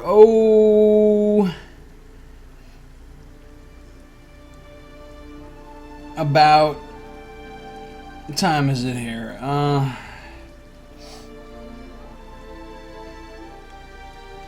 18 hours. I've been streaming about 18 hours. A little over 18 hours. And I'm still going strong. No problem. Got this. I'm good, thanks. Oh, that's why I can watch you. What do you mean? Alright, let's head back into the old, oh, look. Oh, that's Offra's house where I just was, right? No, that's Offra's house. The hell is this? Maybe just another entrance to the second floor of the inn? That could be interesting. European time zone, yeah.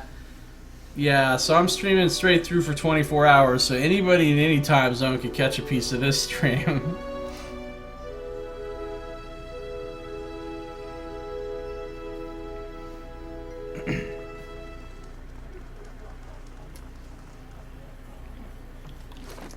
Okay.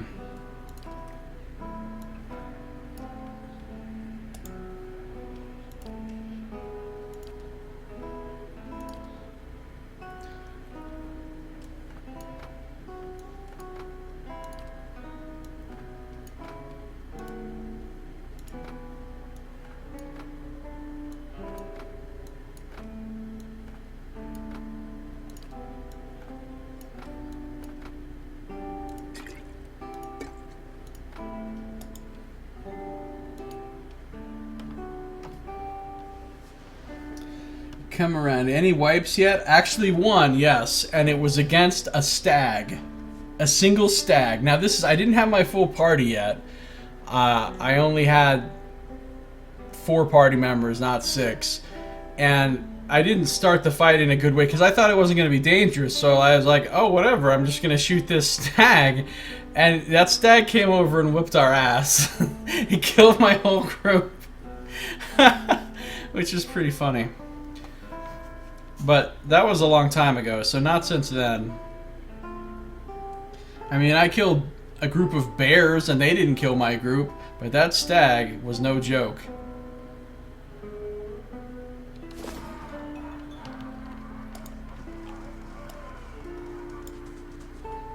Okay, how are we doing here?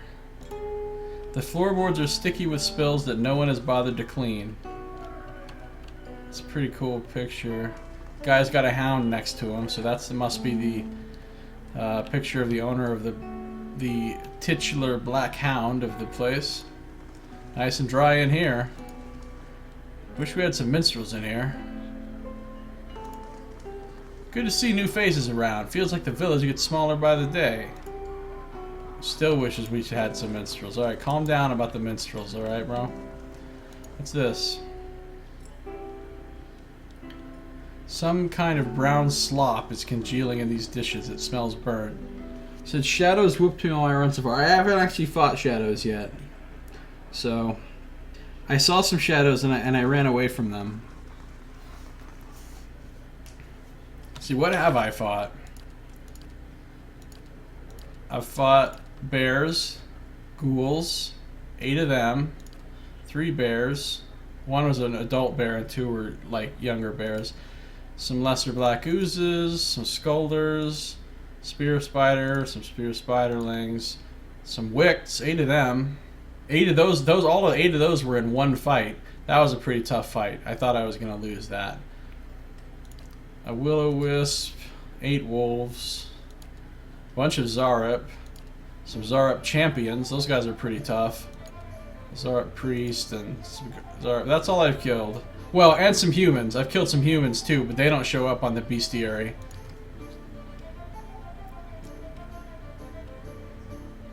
You know, I was kind of thinking that might be what it was, but I didn't know, because I knew the name of the inn was obviously a reference to Black Hound, the canceled Baldur's Gate.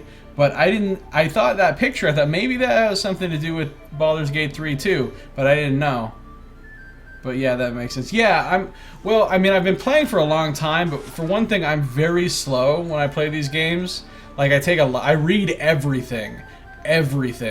And I try to, like, do every dialogue, and I search every map really carefully looking for stuff, and I also pause and do, like, what I'm doing right now, which is talk to people in this chat and not play the game.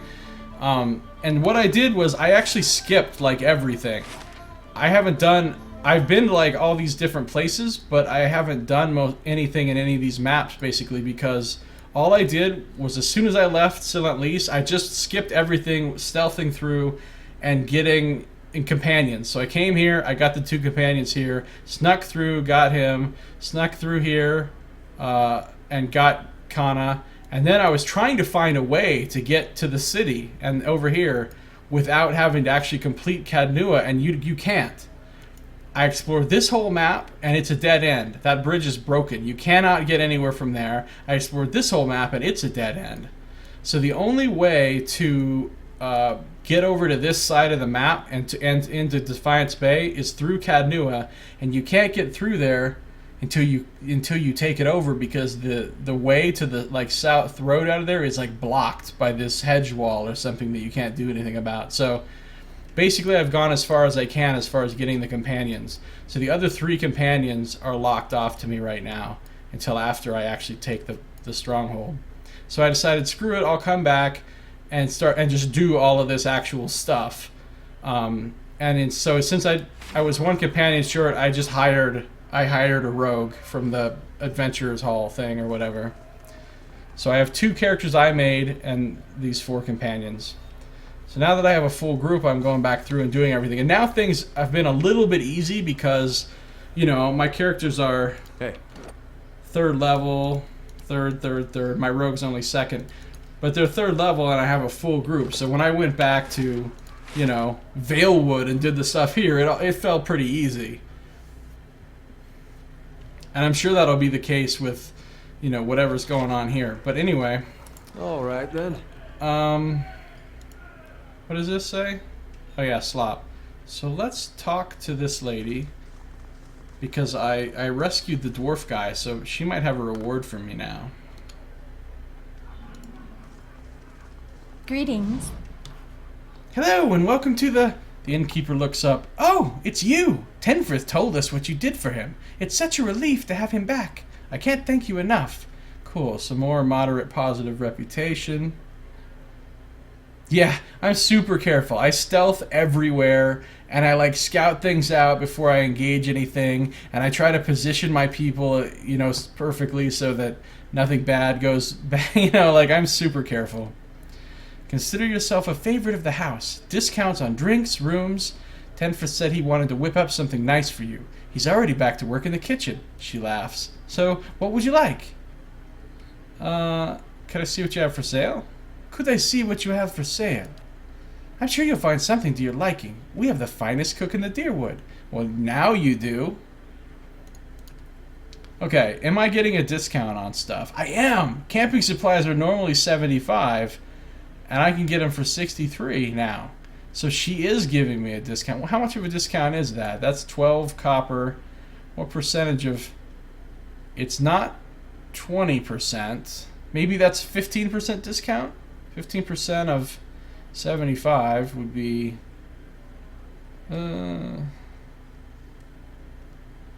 close enough. It's around 15%. Maybe not exactly. Now, do I get to sell stuff to her for more than it's actually worth? So a small shield is worth 5. It's always worth 5. Do I have something more expensive I can... Doesn't look like it, though. I think she's only going to give me...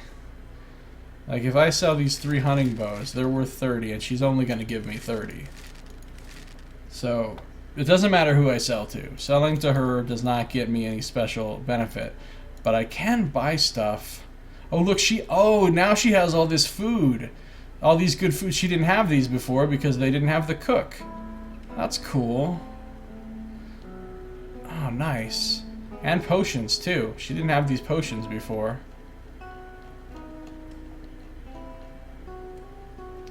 Okay. Let's,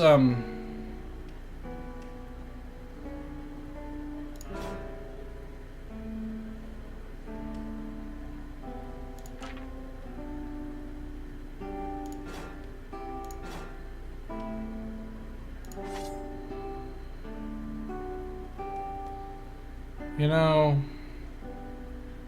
I'm going to just sell all of this stuff.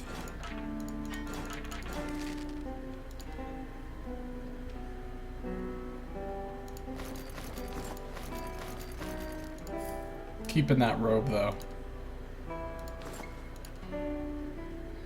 Of course, I'm not selling... I can sell those wolf hides. And those bear hides. I'm gonna keep the torches and all this stuff, of course. Keep all my ingredients, obviously. 425 copper. Boom. Give it to me. So now I still have less than 1,000. I am poor.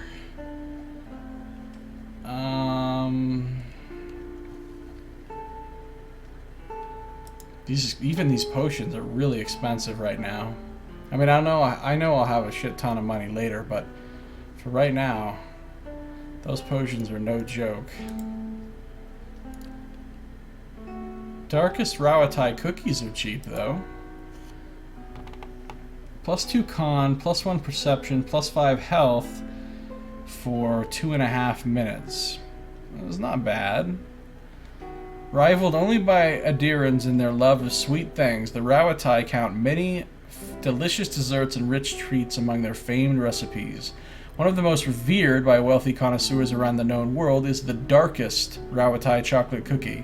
It has become a courtesy gift among Rawatai ambassadors, with many foreign dignitaries warmly receiving any Rawatai delegation simply in the hopes of receiving a batch of the revered treats. Those must be some damn good cookies.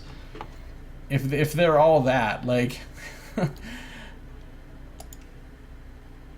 that's kind of not the greatest buff, though. Exometal Rice Pan, 10 endurance, 1 con, and 1 perception for 2.5 minutes. That's even better. That's better, I think.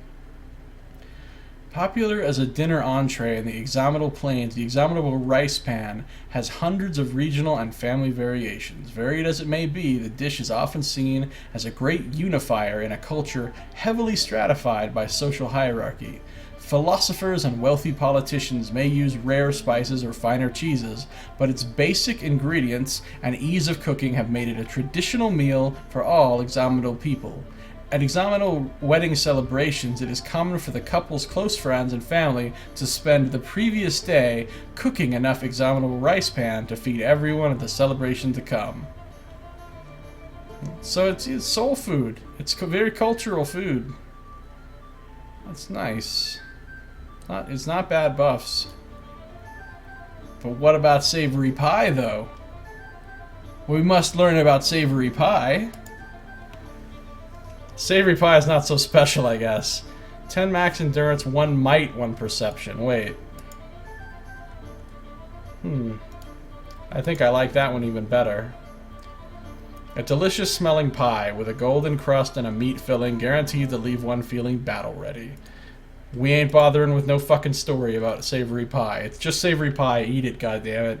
What about pearlwood chicken, though? I notice it's 2 coppers cheaper, so is this like the fucking... like B grade food? Wait a minute, that lasts longer. That lasts twice as long. That lasts 5 minutes. 10 max endurance and 2 con for 5 minutes. That's solid right there. That's some good buff. So that's some good tank buff food. Oh, and it has a story. Here we go. Let's do this. Pearlwood chicken is common among the settlers along the Pearl Coast and Defiance Bay, but its popularity has not spread far north or abroad. Locals claim that the dwarves of Talanir were responsible for inventing the dish. Given the odd assembly of ingredients, often a notable feature of dwarven cuisine, many are inclined to accept the claim at face value. There are rumors that the Duke of Ozia has become fond of pearlwood chicken, supposedly using gray breast chickens imported live all the way from Old Vailia to suit his particular tastes. As the dish is not yet popular in the Valian republics, the citizens of Ozia are not sure if they should try to emulate the Duke's rumored style or vigorously deny it to foreigners. Alright, and oh, Rawatai, they like their sweets, obviously. They got cookies, they got sweet pie, max endurance and dexterity. That's not bad.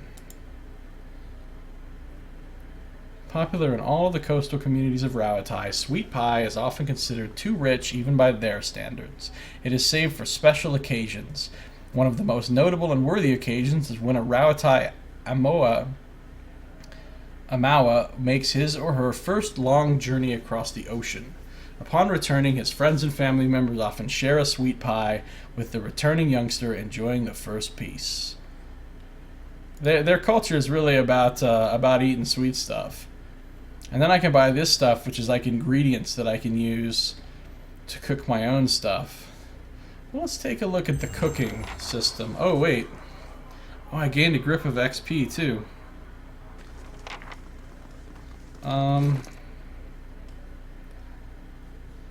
Oh, why do I have these hunting bows in my inventory? Here, take my hunting bows.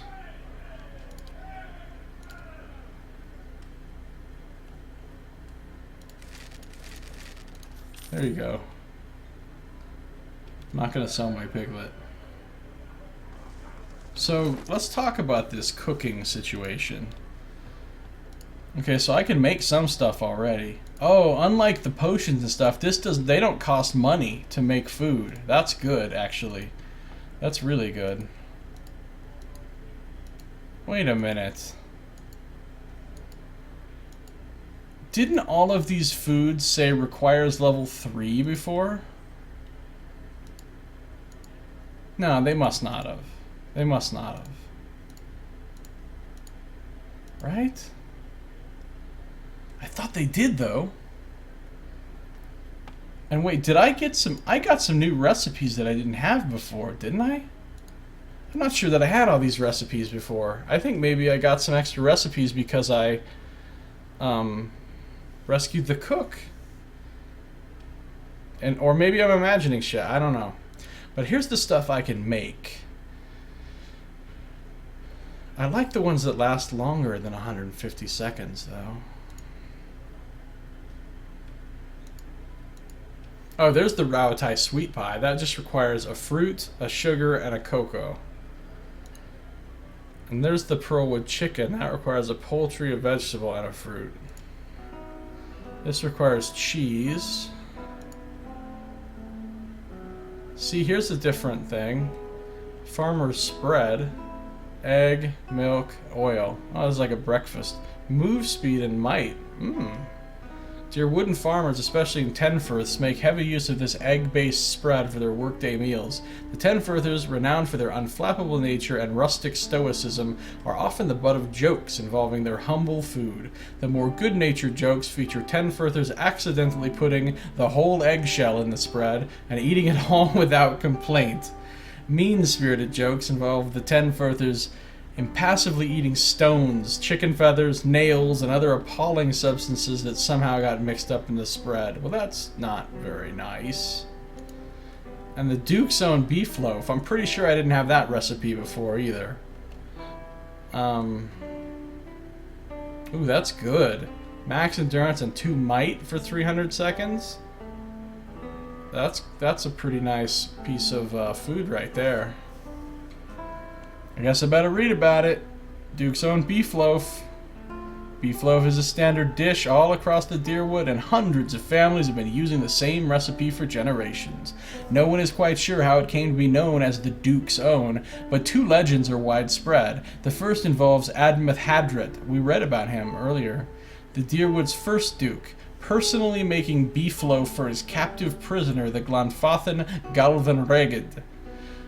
The Orlin was supposedly so fond of the meal that he asked for the recipe and passed it on to his kin after his release. The second, more likely tale features an unscrupulous cook who worked for the venerable Black Hound Inn of Gilded Vale. I happen to be standing in said inn. She confided in myriad travelers that she had a recipe for the Duke's Own beef loaf, simply her own delicious recipe, and sold it to dozens of people for outrageous prices. Each victim of the ruse went on to make their beef loaf with the Duke's Own recipe, giving rise to the popular name. Alright, so Duke's Own scam loaf. Dragon meat. Dragon meat. That is not messing around. Dragon egg. Now you're cooking with dragon egg. That also is not messing around. Egg, sugar, cocoa. This you actually make with beer. Ooh, endurance and intellect. The Casita Casserole, or Captain's Casserole, originated in seaside taverns within the Deerwood, where chefs attempted to cater to Valian trade interests by adapting foreign recipes. The results... so this is a Valian type recipe. The results ultimately proved far more popular with the locals than visitors from the republics, and fish casseroles remain a common dish in many Deerwood cities. Okay, so you need fish for that. So, what foodstuffs does she sell? She sells beer, milk, cheese, and grain. What can I make with grain? I don't remember seeing grain as an ingredient in any of this stuff.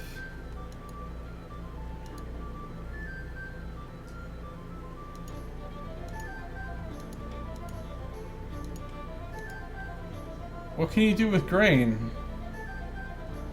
Because none of maybe I just haven't got a recipe for the uses grain yet. So she had cheese and beer. With cheese I can make these rice pans. Hopefully there'll be some basic food supply vendor later on with more available so you can cook proper. I'm assuming in like the main big city there will be, you know, more of that kind of stuff available. Somewhere in Defiance Bay. I'm assuming, I don't know, but it would make sense. Well, I could cook a few things right now. Like, which one did I like? I liked the Duke's Own beef loaf, but I only have one meat.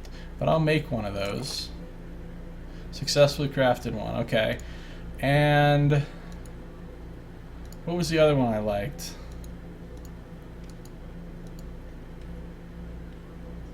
This one's pretty nice, but I don't have any eggs or oil right now. Oh, and this one's good too. Pearlwood chicken. Let's make one of those. Okay, that's it. I can no longer make anything.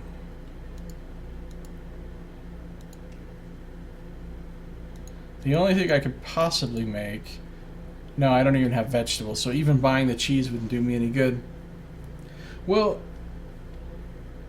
probably the Guild of Vale's pretty bad shape, so it makes sense to have limited supplies. I'm pretty sure, though, that vendors refresh everything in their inventory, like whenever you leave and come back. So if you really wanted unlimited cheese, you could just come back and forth in here, like, you know, a few times and get a bunch of cheese or beer or whatever they've got. But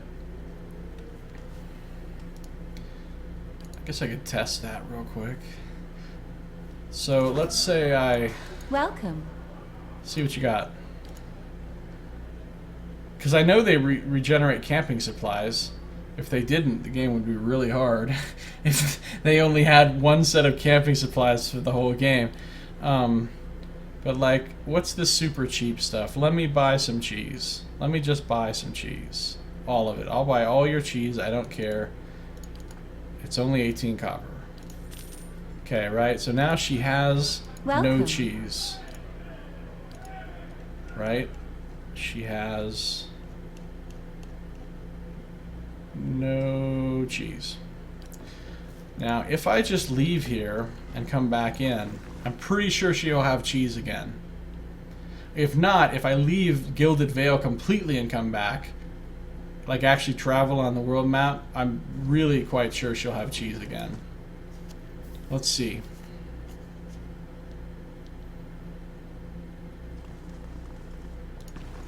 Checking the cheese. Gods keep you.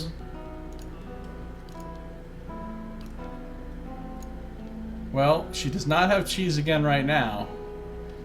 But I'm pretty sure, like I said, if you actually leave Gilded Vale, travel on the world map and come back, that she'll have it. Yeah, you might need to rest or something. Because I remember in the backer beta, now I know they've changed a lot of stuff since then, but in the version of the backer beta I played, you definitely, the guy in the tavern in Deerford, his stuff all refreshed, like basically each time you came back or whatever. Well, I got a lot of cheese here, so... Actually, cheese by itself is no joke. You get 10 endurance for 5 minutes just off a piece of cheese. That's not bad, actually. Alright, so... Endurance and might, endurance and con. Let's say... This seems like the kind of thing I want my tank to have. But he's got a lot of other stuff right now already. Maybe, a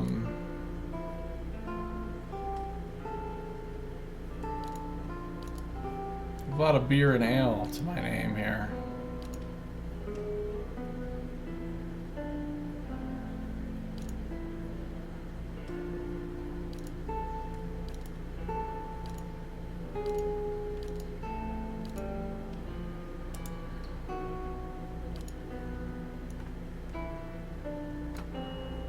She could have the... Although I want the plus endurance on my people that actually get into danger.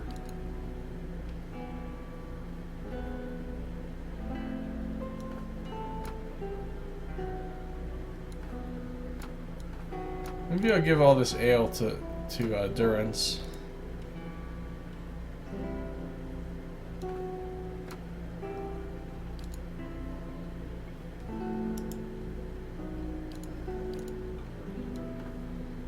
And that stuff.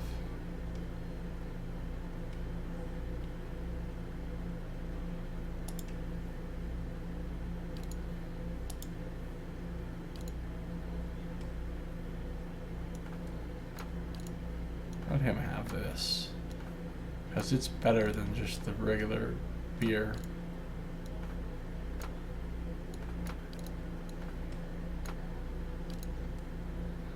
Okay, that's good for now. Alright, well, that is going to do it for this episode, for those watching my YouTube videos. Of course, my stream will continue. I will be back in, like, just a couple minutes. So, this has been Josiah Plays Pillars of Eternity.